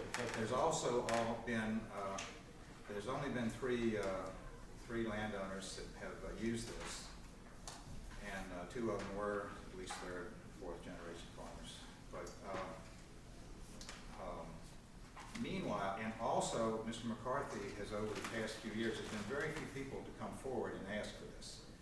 And he has actively sought applicants, and none of them came forward, as Dr. Rafat mentioned. So yes, it's a good way to use the state money by matching funds and all of that. But since this 2004 meeting, since this was adopted, a whole lot of landowners have put their land in scenic easement without this. I mean, hundreds and hundreds of acres have been added. I mean, we got over 20% of the county in eased property now. So, in that respect, I wonder if we even need to have a farmland preservation program, in that it seems to me like, you know, the less government we have, the better. And that this is just another layer of government in a way. So it wouldn't bother me to do away with the farmland program altogether. Sorry about that, of you that believe in that, but the county is moving in that direction without the benefit of this program. Every year, hundreds of acres are added to the scenic easement map, and they're not coming to the county to participate in this particular program. So, at any rate, it's the job of the county attorney to keep us out of trouble. And so obviously he was brought in, I mean, imagine if every day the county attorney came to work and waited for 3 members of the board to direct him. We can't direct him individually. We have to direct him by majority. But we're not doing that. Well, yeah, because is he going to sit there and wait for the 3 of us to get together and come up with something for him to do? If it's a policy statement, yes, he should. If it's a policy statement, this board was elected by the people of this county to make a policy statement. And that's what I'm getting a little fed up with, is when other people are making the policy statements and they put it on my agenda and they say, here, you guys gotta vote for this. And that's not how it's supposed to work. Right. And I have had it with Well, that. you've been on the board longer than the rest of us, so. But that doesn't matter. Yeah. Mr. Lisinski should feel that way. He's a new member, and he should feel that way about the prerogatives of the board of supervisors, the elected body. Yeah, I just assume The that. amount of time somebody's here doesn't mean anything. Yeah, We all took an oath of office. Right. And I took an oath of office that I have to uphold, no matter who I become friends with, no matter if I become tired of it, I still have to uphold the oath of office until I no longer have that responsibility. And we are the elected governing body of this county. And when we delegate that authority to somebody else, it's illegal to begin with. Well, I thought the chain of command we delegated to the county administrator. Not policy And the county statements, no. administrator directs the. No, not policy statements, no, sir. But are we not here to make this decision? Nobody's made this decision for us, it's just. It was put on the agenda for us to make, and we did, it's a non-issue to start with. If you want to abolish it, repeal it, whatever, that's one thing. But to amend it with the language that's in there means that then we have to fund it out of the general fund, and there is no limitations to the amount of money that can be placed on it. Of course, the board can change that at any time anyway, but then that just gives people out there different ideas. Well, then we would have to consider it on a case-by-case basis, including what amount is involved. Well, right now, if we put the rollback tax money in the account, it's limited to the amount of money that's in it. Right now, there's no money in the account because we haven't been putting it there, so there's nobody that we can benefit. But wait, is it not true that we should have been putting that rollback money in there? No, it doesn't say that. Well, to say that the only dedicated revenue source shall be from rollback taxes, in one sense, and to say that, that the funds, may, come from special appropriation, that contradicts. So I agree, it's a little, the language is kind of fuzzy, and it should be cleaned up. Well, I mean, you're saying that on the one hand, the only source will be rollback tax, and it says here, funded annually by the Board of Supervisors in the county budget or by special appropriation.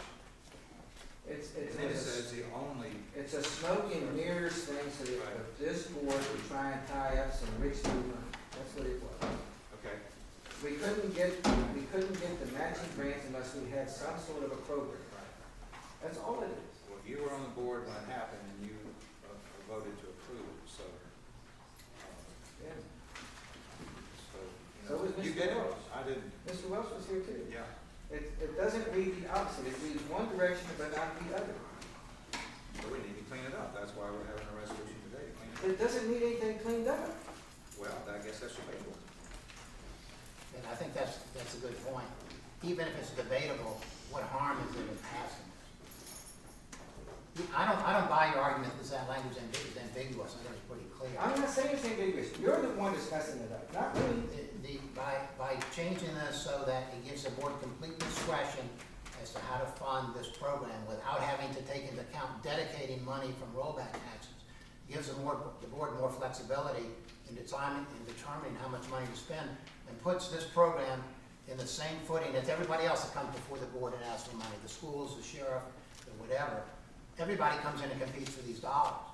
This just puts them in the same position as everybody else and doesn't set aside rollback taxes as a special fund just for them. What it was though, just like the minutes show, Mr. McCarthy said it was $100,000 that had showed up, and it generally it could generate $20,000 a year. That's what we could show somebody in Richmond or wherever and say, this is what the fund can generate. That's why we did it this way.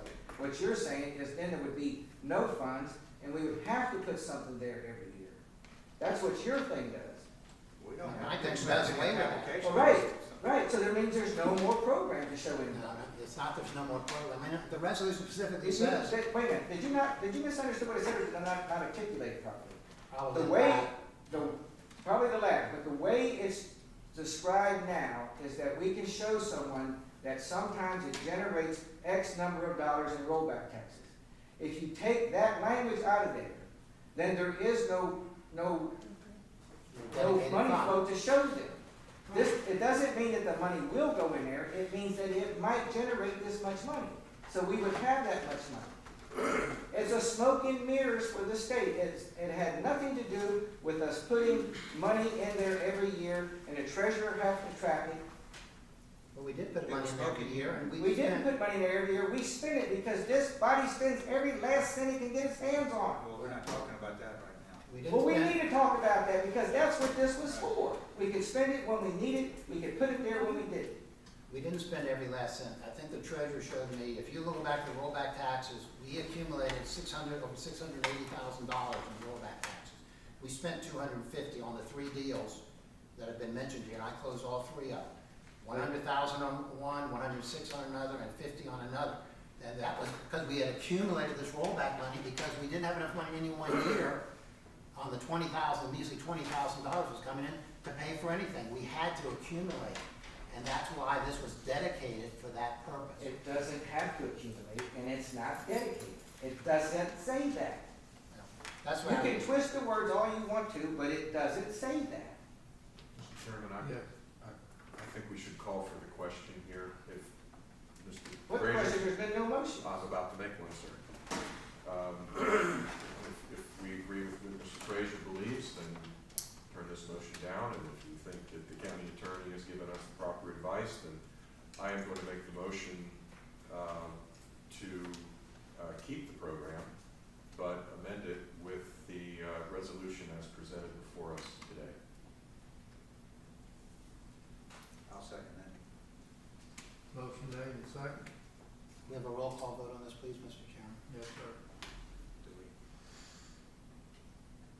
second, so we call for the vote.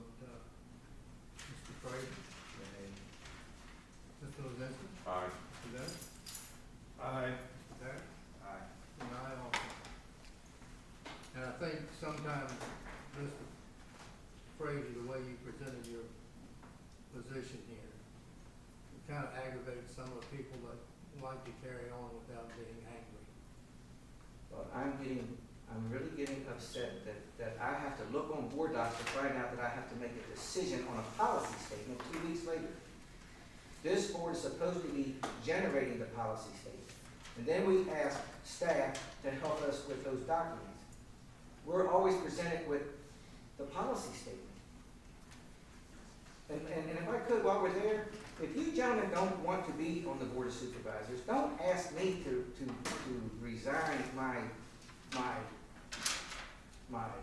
responsibility simply because you want to advocate yours to staff. Well, I have to, in those cases, take the advice of the county attorney. He's not elected. It's just an opinion. Well, it's a But we're not legal, taking his advice, we're doing what he said. it's a legal opinion, Mr. Frazier. It's not a legal opinion. Oh, it's not. That's just an opinion. Mr. Lozinski said that we should get a second opinion, but nobody ever wants to go there because that's going to require an AG opinion in most cases, and an AG opinion will trump the local county attorney's opinion. And we can't seem to get that far. Nor do I think we're going to get that far. Why not? I don't know, I've been here quite a few years. Why wouldn't this board want an AG opinion on any given subject? Just name one. I don't really care. I'm not going to try and generate one. Well, if we've created a smoke and mirrors to get state money and you ask the AG for an opinion, it's probably not going to go well for us. Well, they can't find us or something. It may not, but it's not going to. I wouldn't think they would agree with how we would do that again. We'll see if we can go to the county budget. Thank you for underlining that. What good is it? Let's clarify that. On the county budget, there have been a couple changes since our last meeting. The Lord Fairfax Community College budget request changed to a total of $331. The budget adjustment for healthcare was increased $2,400 due to changes that occurred during open enrollment. And we added the contingency fund, which we had talked about doing, for $266,000, and that was added to the Board of Supervisors account. And then, as you recall, we adopted the school budget on May the 2nd. We've met all the required time frames and legal notices. This budget does not include the 2% increase. The state has not approved that yet, and should they approve it, that money would come out of the contingency fund. And we had a May 23rd closing of the public hearing for the budget as required. And as noted by one of our supervisors this morning, the regional jail was adjusted to $487,184. We had a reduction of revenue due to the recent assessments of $86,443. And we have a change in the Director of Elections salary, which is a net change to the budget of $59,500. $820, thank you. And the sheriff budget to add $38,000 for the concealed weapons revenue and the courthouse security. With that, it means that our real estate taxes and mobile home taxes remains the same at 65 cents. The real estate fire levy remains the same at 5 cents. Tangible personal property is at $4.25.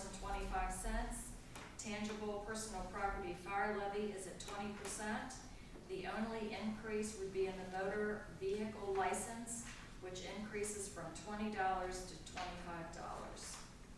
And that's a brief summary of the budget for your discussion today.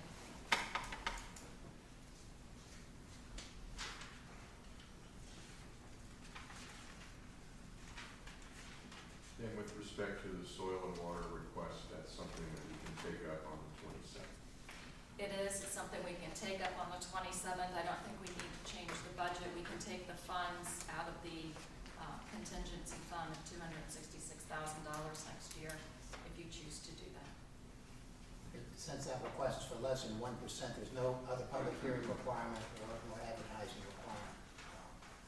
If it's more than 1%, you have to have additional requirements. Because of the amount of it, you can just continue it over till the 27th and take it up then. Well, we've worked long and hard on this budget, and we got it down to where we don't have to raise the tax rate. I think everybody is taken care of. So I don't see any reason why we can't go ahead and do this budget as presented. I guess, not to be too hasty, but I'll make a motion that we go ahead and approve the budget. Mr. Parrish, the way we have to do this is 3 separate motions. The first motion adopts the budget. I don't know whether you gentlemen look at the sheet. I'll fill it out as you go through it. The first motion will adopt the budget. The second motion makes the appropriations of the amounts shown in the budget. And the third sets the tax rate. So really, you've got 3 separate motions to make. And I suggested the first motion should be to approve the budget as shown on the June 1 fiscal year forecast. Then go and make a motion to approve the appropriations, and then finally a motion to set the tax rate. Okay. Let's see this. That would be true, sir. There's 3 separate motions, 3 separate roll call votes because of you're setting, you're approving a budget and setting a tax rate. So basically, the adoption of budget fiscal year ending June 30, 2017. I'll make a motion to adopt that. I'll second that. I think we've worked hard on this budget, the hardest one I've worked on. The most in-depth look at all the different categories and where the money's been coming from and where it's going to and how it's being spent. I'm proud that you've done a good job on it. All right, with motion made and second, and roll call vote. Mr. Frazier? Aye. Mr. Dent? Aye. Mr. Lozinski? Aye. Mr. Parrish? Aye. And I also. The first motion. And the next motion on the next page is Okay, all right. The property tax levies? no, the next motion is appropriations. Oh, yeah. Okay, so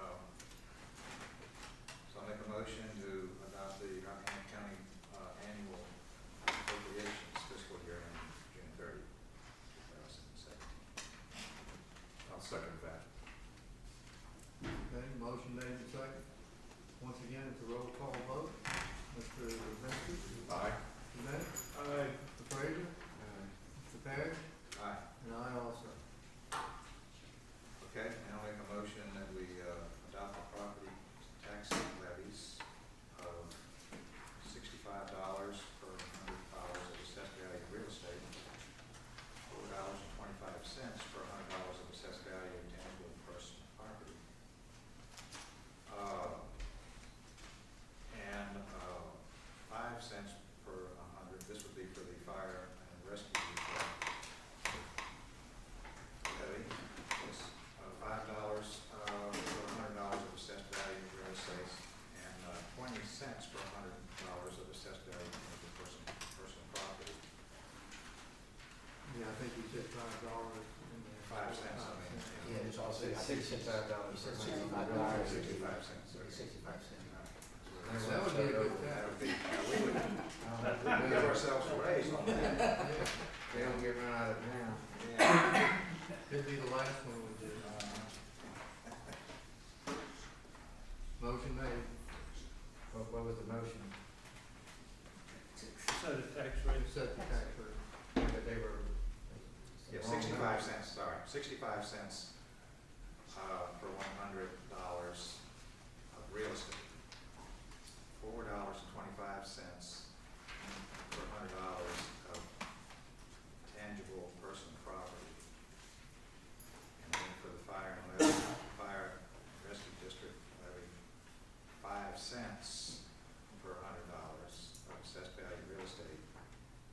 20 cents per $100 of assessed value of tangible personal property. And, was it And $25. And where's that? The $25 for the county per car. Motor vehicle license tax at $25. I'll second that motion. Motion made and second. This is the third roll call vote. Mr. Peck. Aye. Mr. Bennett. Aye. Mr. Lozinski. Aye. Mr. Frazier. Aye. And I also. It didn't hurt as much this year. Okay, new business. Changing the live meeting to the 6th. The 4th is a holiday, so typically what's done is that you move it to the next Wednesday, which would be July the 6th. I'll make the motion. We already did that the first meeting of the year. Did you? I don't remember. That's just a consensus anyway, right? What's that? Take action. I mean, we don't need to vote. No, we've already done this at the organization meeting each January. I mean, I guess it's a good thing to notify everybody. Alright. Resolution of our ABC tax. Gentlemen, this was put on at my request. It was brought to my attention, we have a local ABC tax that kind of rides on top of the state tax with people that have various ABC licenses. We passed this in 2003, and it was time to update it. So I looked at it, updating it to bring it in conformance with the current code of Virginia, which has changed a lot since then. And in looking at updating it, I saw that the fees we charge are no longer chargeable. For example, we charged on the following ABC license: a distiller's license, a fruit distiller's license, a brewery license, a bottler's license, a winery license, and a farm winery license. The time we did that, the main revenue source was going to be those winery licenses. As you know, we have a number of wineries here in the county, and the tax we could have charged was $1,000 per year. That's been changed to $50. Similarly, the brewery license, depending on the number of barrels, that could be like $250 to $1,000. And the distiller's license also is based on quantity. We're probably going to fall in the low end of that, which could be as much as $750. I had a meeting with the treasurer and the commissioner of revenue to see whether we thought this program would support itself. That is, it's going to bring in more money than what it's going to cost us to implement it. One of which is going to require some computer reprogramming to keep track of all this, and plus, of course, keeping track of all the people who have these licenses, the enforcement provisions and everything. It was the opinion of actually all of us, we added that up, that this ordinance is not going to support itself. So this is here for you to direct me. I can amend the code, our local ordinance to match the county code. But as I've said before, the winery lobby's got to be one of the most powerful in the state. And it said this has gone from $1,000 to $50 per license. So I guess my recommendation is just to delete this from the county code, that it's not going to pay for itself.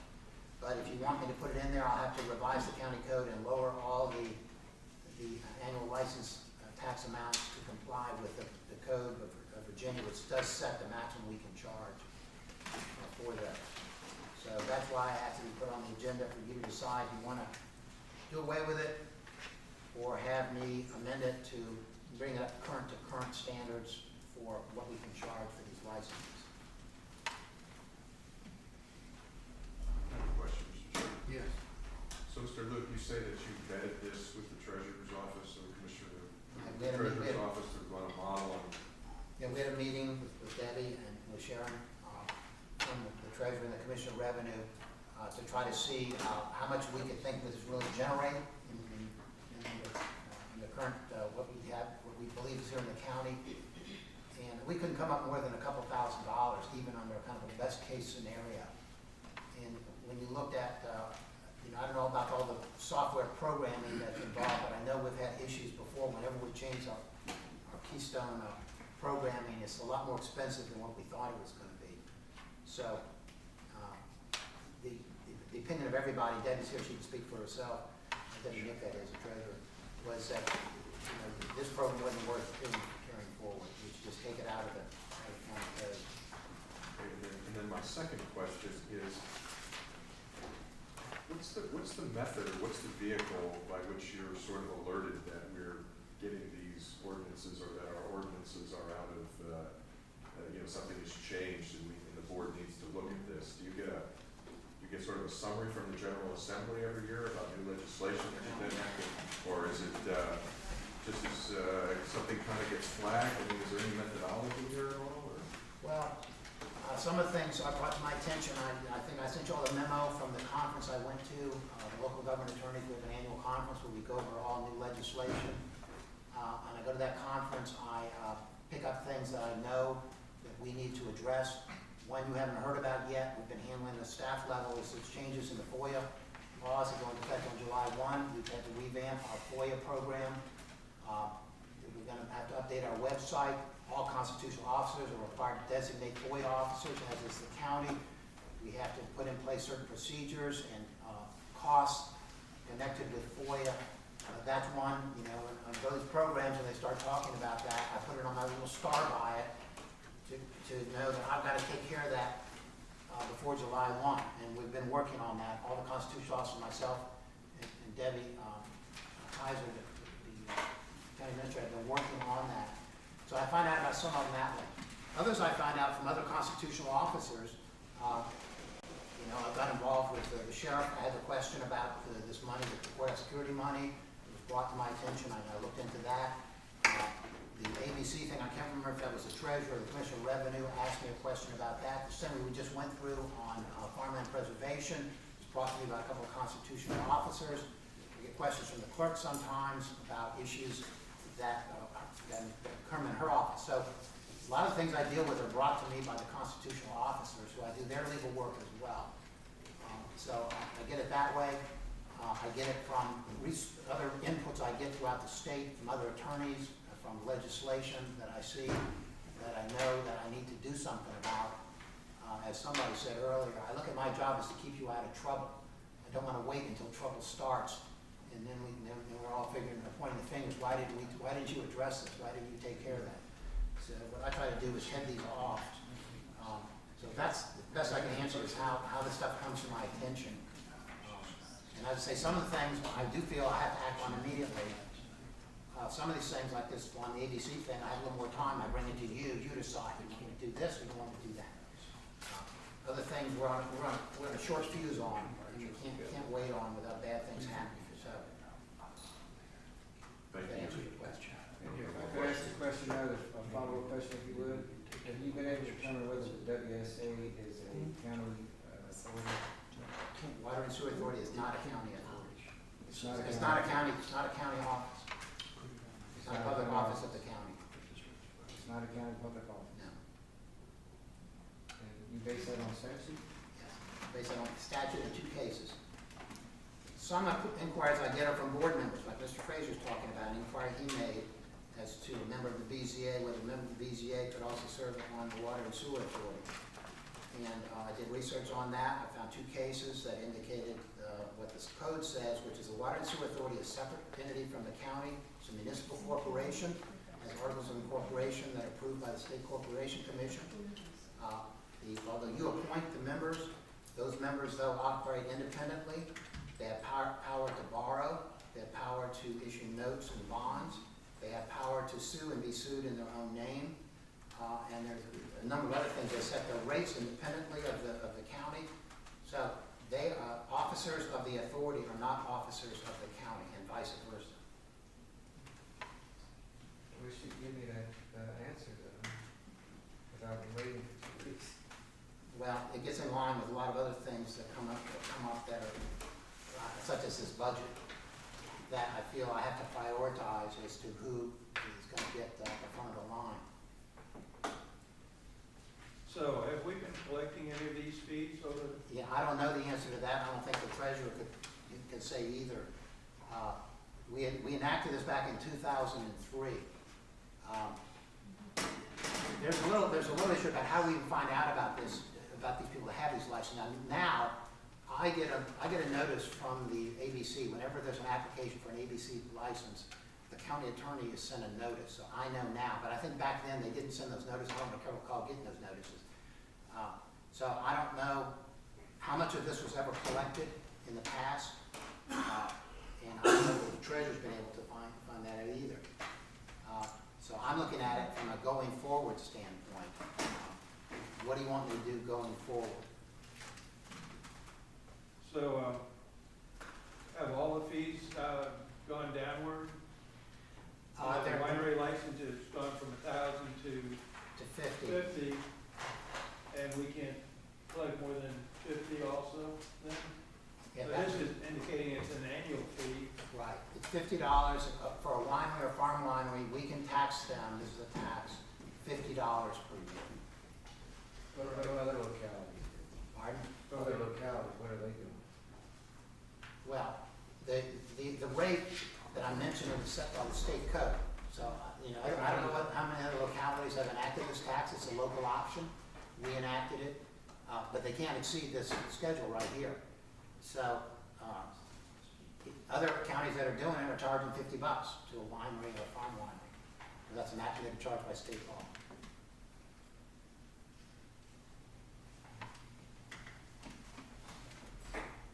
So it's gonna cost more to collect money than money collected. Well, that was our opinion. I mean, the actual, hands-on work is done by the Commissioner Revenue's Office and the Treasurer's Office. Of course, they have to have somebody that's in charge of this, and then you gotta figure, well, did they pay it? If they didn't pay it, now how are you gonna enforce it? And all that, so. So, can we do that now? Well, I still got a question. We still have a distillery. Did their license drop also? The distillery license, the way it reads now, Mike, is if it's not more than 5,000 gallons, but not more, if it's more than 5,000 but less than 36,000 gallons, it's $750. If it's more than 36,000 gallons, it's $1,000. If it's less than 5,000 gallons, it's $0. So we have to go out to Sperryville there, to the distillery and see, but I doubt he's over 36,000 gallons. Maybe over more than 5,000 gallons. Still, it's not a liquor, but so that could be anywhere from $0 to $1,000. I don't think we have any fruit distillers in this county, do we? Abby? We don't, we have two that are inquiring, but we don't have any. Fruit distiller's license still is the same as $1,500. It's an alcohol, it's got to be alcohol. It's got to have an ABC permit for us to tax it, so it's got to have an alcohol component to it.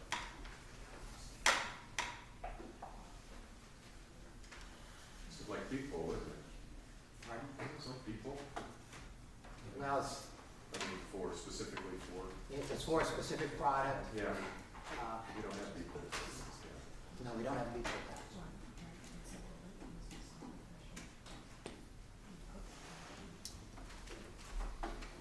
Motion? I just need some direction. Do you want me to go ahead and, redo the ordinance and put in these lower amounts, or do you want to just let me kill it? Or I can do more research if you want to know what some of the others are doing. Let's just drop it. It's gonna be more trouble than work. More trouble than work. What do you think? Well, if it's going to cost the county, it's not worth keeping. But if it's a revenue maker, it's worth keeping. But yeah, we haven't used it as a revenue maker, it sounds like. Nobody's been collecting this. So, and now the rates are even lower. My gut feeling is that probably at this point, drop it.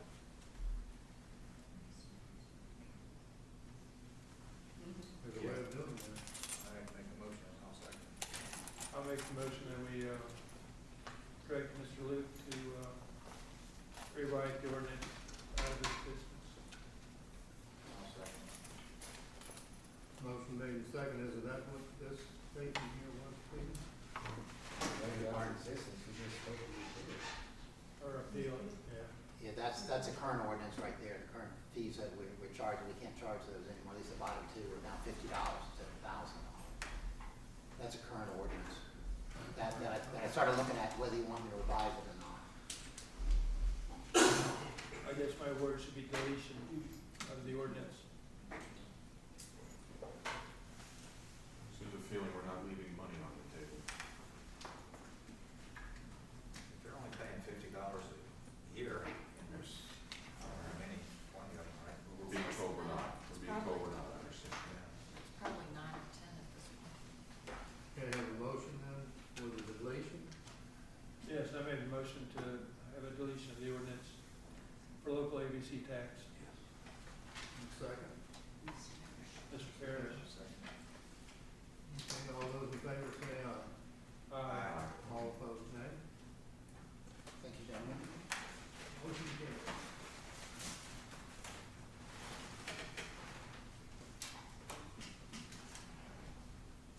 The next one is, signature on the checks.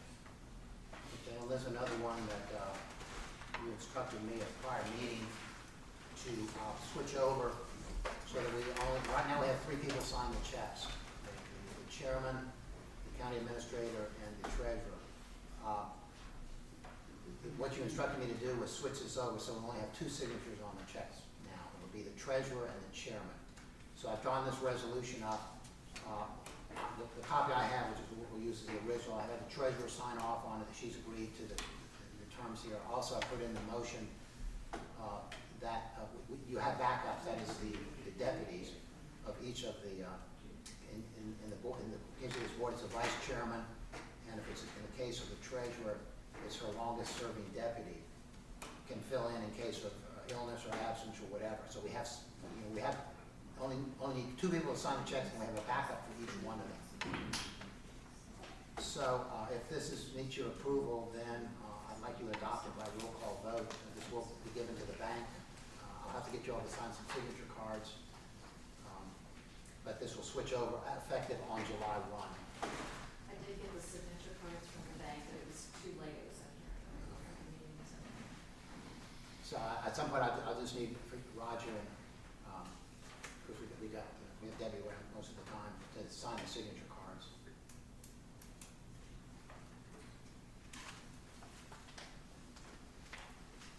So I'll make a motion to adopt this resolution. That's the proper way to do it. I'll second. Made and seconded, we have a roll call vote.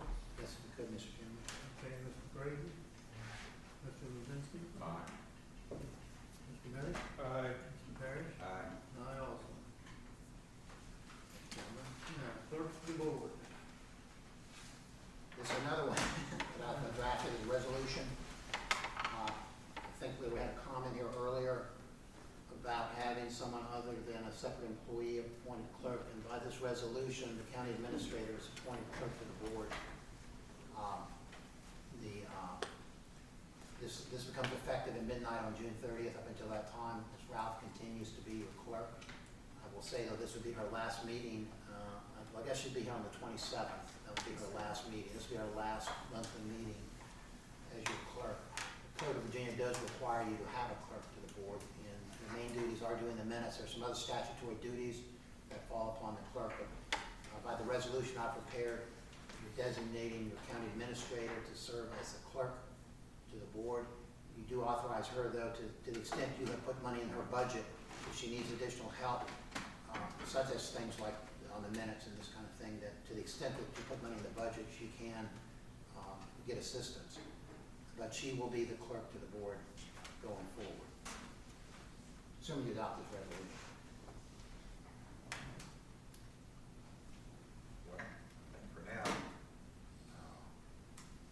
This is also. see what we should do, so I'll make a motion we adopt this resolution.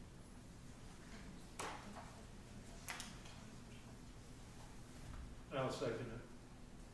Do we cease to advertise for this position with this vote, or do we still understand we've been advertising but we've had no success?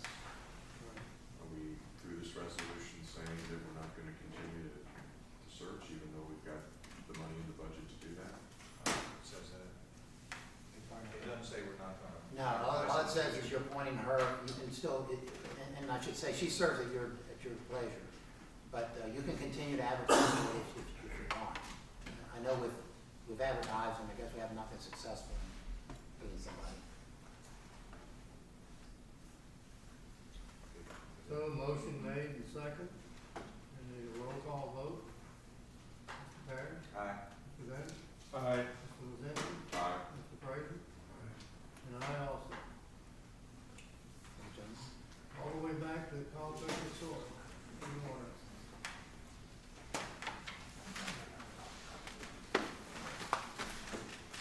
Budget report.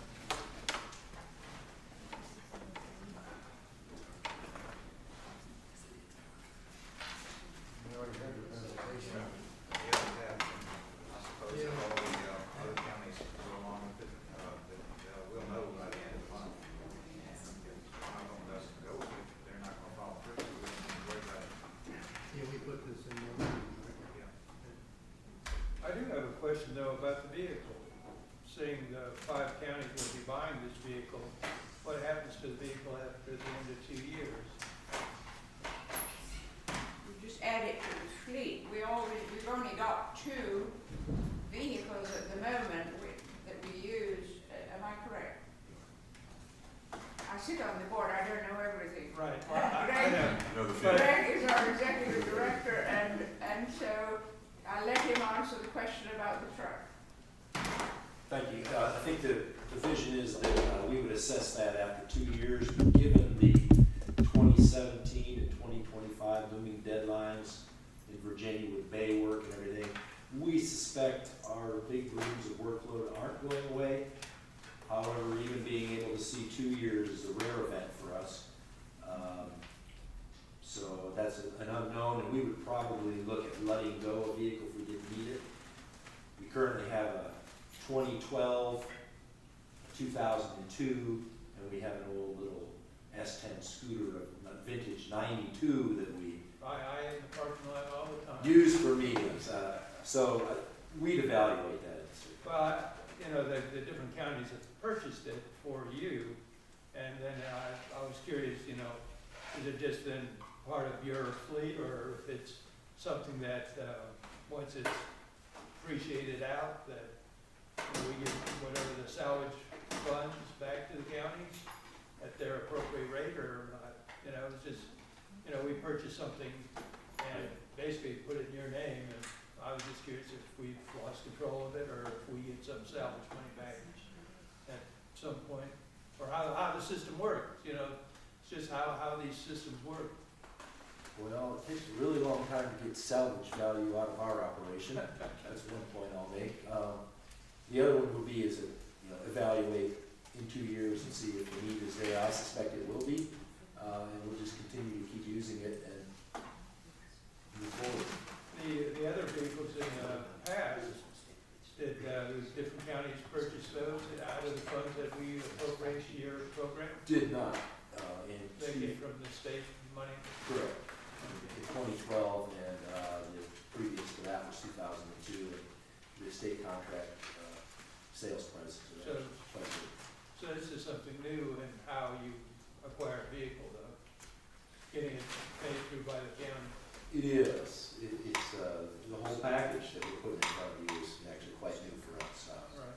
Yeah, looking at all of our resources, it became pretty clear that there was a hole in the fabric about approaching this big 2-year balloon of workload that's been put on our desk. And we view it as a very good thing. We kind of arrived here because of our aggressive nature of marketing that 100% program. There's a few districts in the state.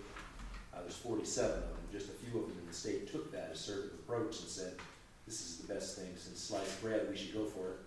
And so here we are. So who was our wonderful negotiator in Rappahannock that got us to pay for 20% of the position, even though we're only 10.9% of the pro rata? I don't think that's correct, is it? Or it says 1/5 the price. That's 1/5 the price of the position It was was temporary. programmed And based on switched. percent of work rate. Okay.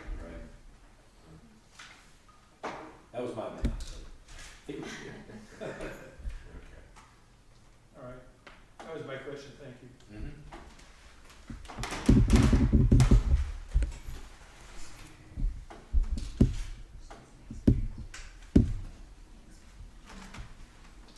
Okay, that takes us to, library board appointment. Mr. Chairman, if I may, Thank you for sitting through our meeting. Yeah, what?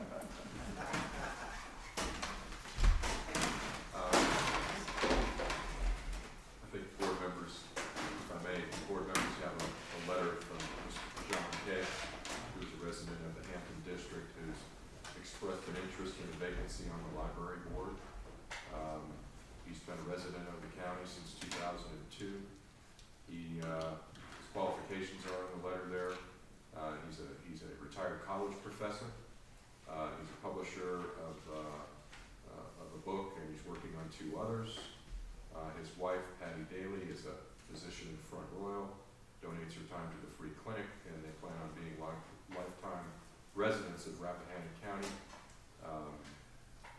They were asked to consider this position by Mr. Schaefer at the library, and I think he'd make a fine library board member. I'd like to enthusiastically recommend and make a motion to offer Mr. Head the position on the library board. I could, normally we try to keep it balanced out between ministerial districts. I don't know who's on there right now from there. You asked me to do that and I didn't. I know our I'm last sorry. appointment was Mrs. Krebser, and I think she's in Wakefield. I did Yeah. not know, I'm so sorry, I forgot that. She is in the, I mean, is that Is that on our website? Is that possible to look it up right now, the library board? it should be on. I mean, I hate to leave this, I mean, when we have a interested citizen, in one of these board vacancies. Especially when they work, so she. I'll call Candy and see if she can.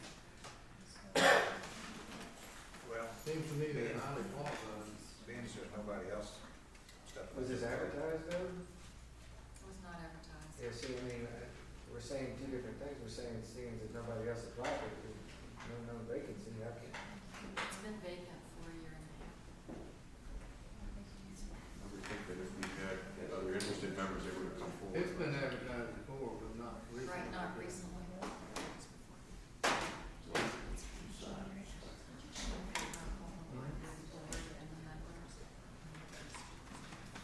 Yeah, I think you're.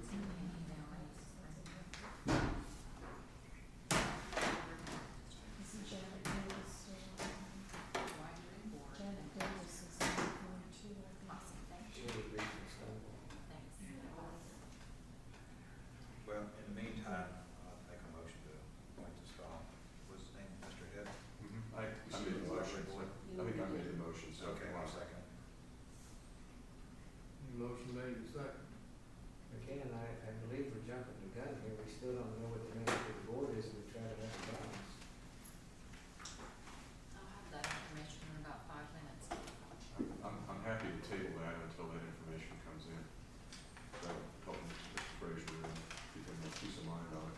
So you're withdrawing your motion? Yes, sir. I just, for the better community. So should we move forward and return to that? Yeah, we'll come back to it.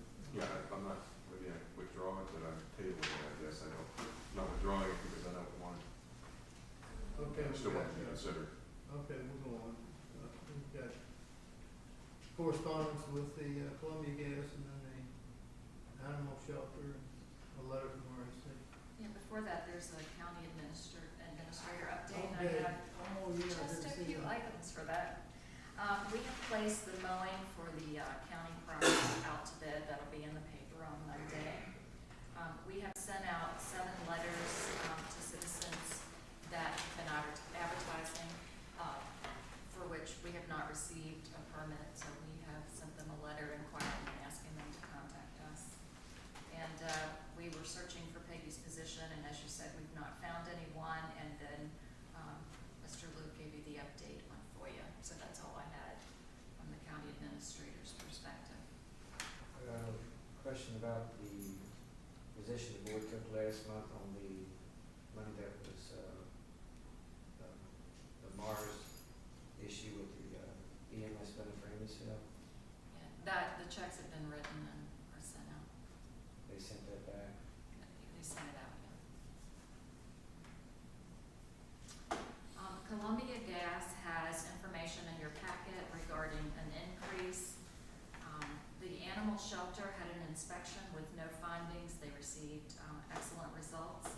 So congratulations to them for their hard work. And Rappahannock Electric has put in a letter in our files for our citizens that they will be adding herbicides to their right-of-way. So interested citizens should check into that. Under information, we have our monthly building permit reports. We have our VDOT monthly reports.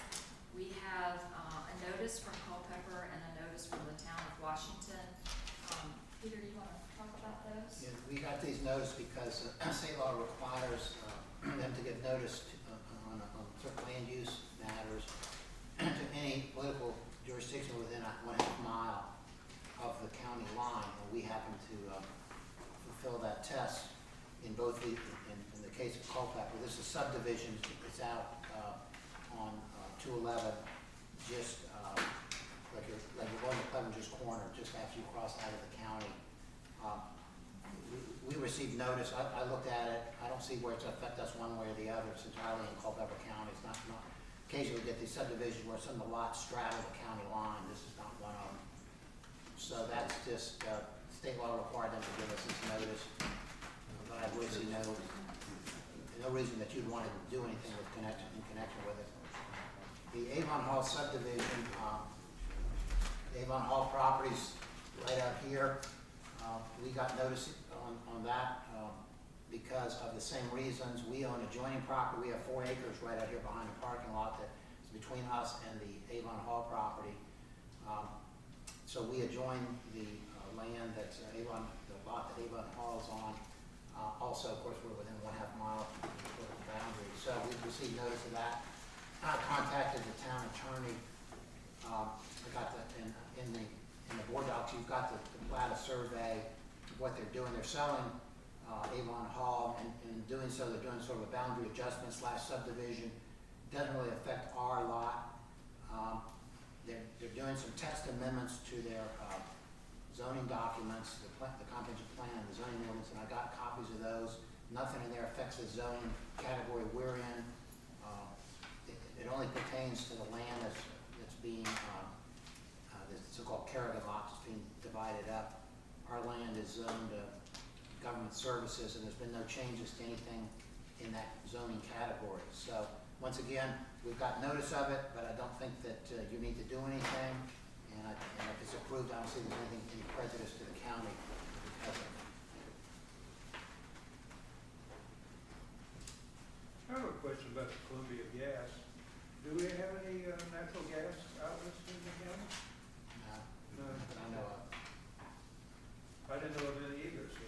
Well, we get these, periodically we will get these, I say I get them about every other week, from Dominion, Columbia Gas. They're required to send these out, even though the project has nothing to do with Rappahannock County. They're required to send one to each county in the state, so, or each political subdivision, I should say. I guess cities get them as well, probably towns also. So that's the reason we got that in my pipeline. As far as I know, we don't have any gas pipeline through this county.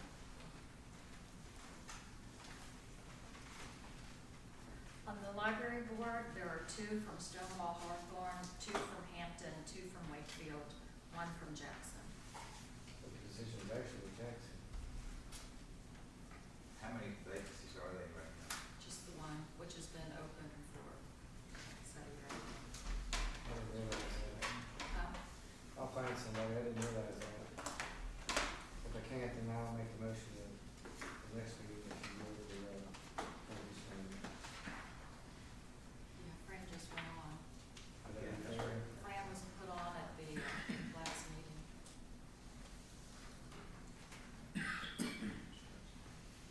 Would that be acceptable? How many positions on the board? 8? 2, 4, 6, 7? It would The be county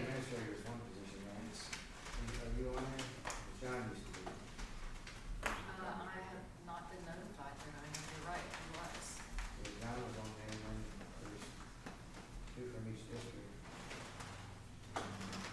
John was on there as treasurer, I think, and Candy has taken that over, so.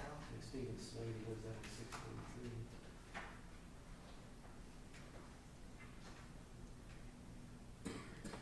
This is the situation here again, Mr. Luke. We've got a member from the library board on the BZA. Is that a county board? I don't know, I'd have to research that. It's a library board. They have to file economic disclosure something. Yeah, but so does everybody in the state, doesn't mean that they're part of the local government. But the library board is a little bit different than a water and sewer authority. But the BZA says, the rules of BZA and state code under that section say that no member can serve on another county board except the commission. Cannot be an officer of the That- locality, that- cannot be an officer of the locality that set up for that BZA. And it doesn't say that. Can I read that? Yes, sir. Mr. Tracy, you can read it. The zoning ordinance is styled after the same language, but the state code has been updated. State code and language is a little different than our language. 15.2-2308. Appointments to fill vacancies shall be only for the expired term of, this is by the judge, a member, let's see. Let me see where I see that. Members of the board shall hold no other public office in the locality except that one may be a member of the local planning commission. No other public office. And you just said that the state approved the articles of incorporation of the Water and Sewer Authority, but the last time that we conducted a public hearing on that, when you updated those, you wrote those, you worked with the Water and Sewer Authority, and this board of supervisors held a public hearing on 4 June 2012, where this body adopted those articles of incorporation as well. That's right. So it's, the Water and Sewer Authority is a authority underneath the jurisdiction of this body. No. And the library board is another office. I don't know why it's so difficult for us to distinguish the two, but it really does seem that, I believe that when it says that a member of the commission can only serve, a member of the BZA can only serve on the commission, that's terminal. It's spelled out one particular position other than the BZA that a member can serve on. Only one other position that it can serve on is that of the planning commission. Read that sentence again. Which ordinance is that? That's the state code. State code? It kind of takes precedent over our ordinance. That's what our ordinances are based on, the state code. What's the state, is there a particular? 15.2-2308, Okay, thank you. and it says that members may be reappointed to succeed themselves. Members of the board, this is the BZA, shall hold no other public office in the locality. Yeah, that's in the locality, that's the key.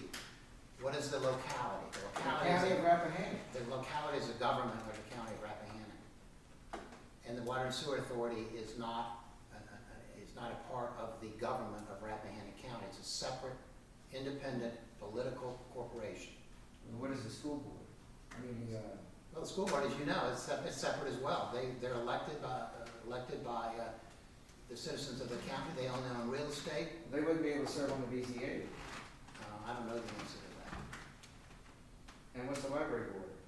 And I don't know I'd have to research that to see if they're deemed to be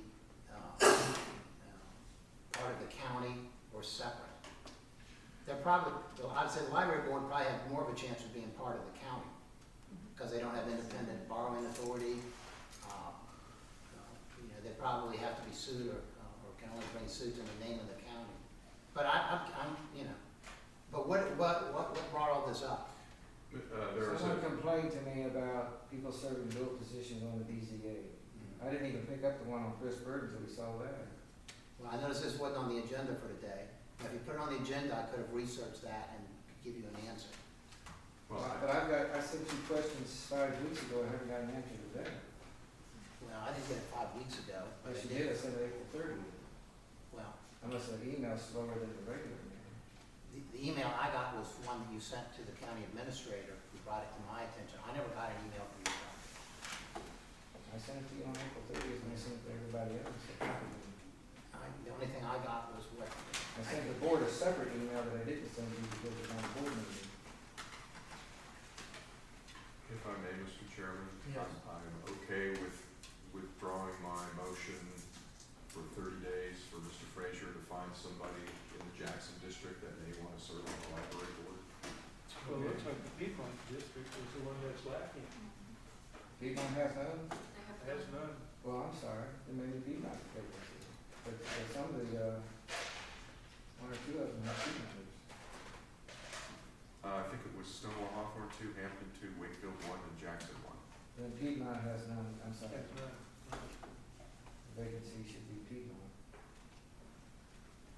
Well, I want to be respectful of the individual who's willing to serve that we know is coming forward today. He sounds like a very able candidate, so I think out of respect to this individual, and I don't think we sit around and wait until we can fill a vacancy that's been open for a year and a half. And no disrespect to my fellow board members, it's been there, nobody's filled it. So I'd like to respectfully submit 30 days, otherwise I have someone who's happy to come forward. And maybe during such time, the county attorney can research whether there's any conflict with serving on the library board with any other board, which I think is your concern, isn't it, Mr. Frazier? I'm just concerned, I'll get to that later. I'm rather concerned with that.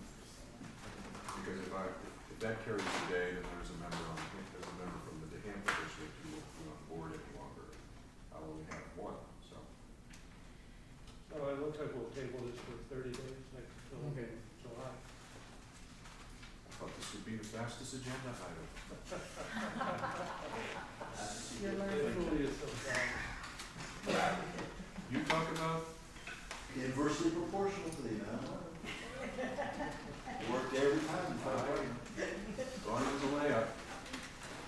Well, we got through that, let's see, the remainder of the economic interest, reminder. Economic interest form, June 15th. We've got a closed session today. One other thing I'll mention is the VDOT monthly report, we actually have a stoplight in front of it. There's a stoplight in front of it.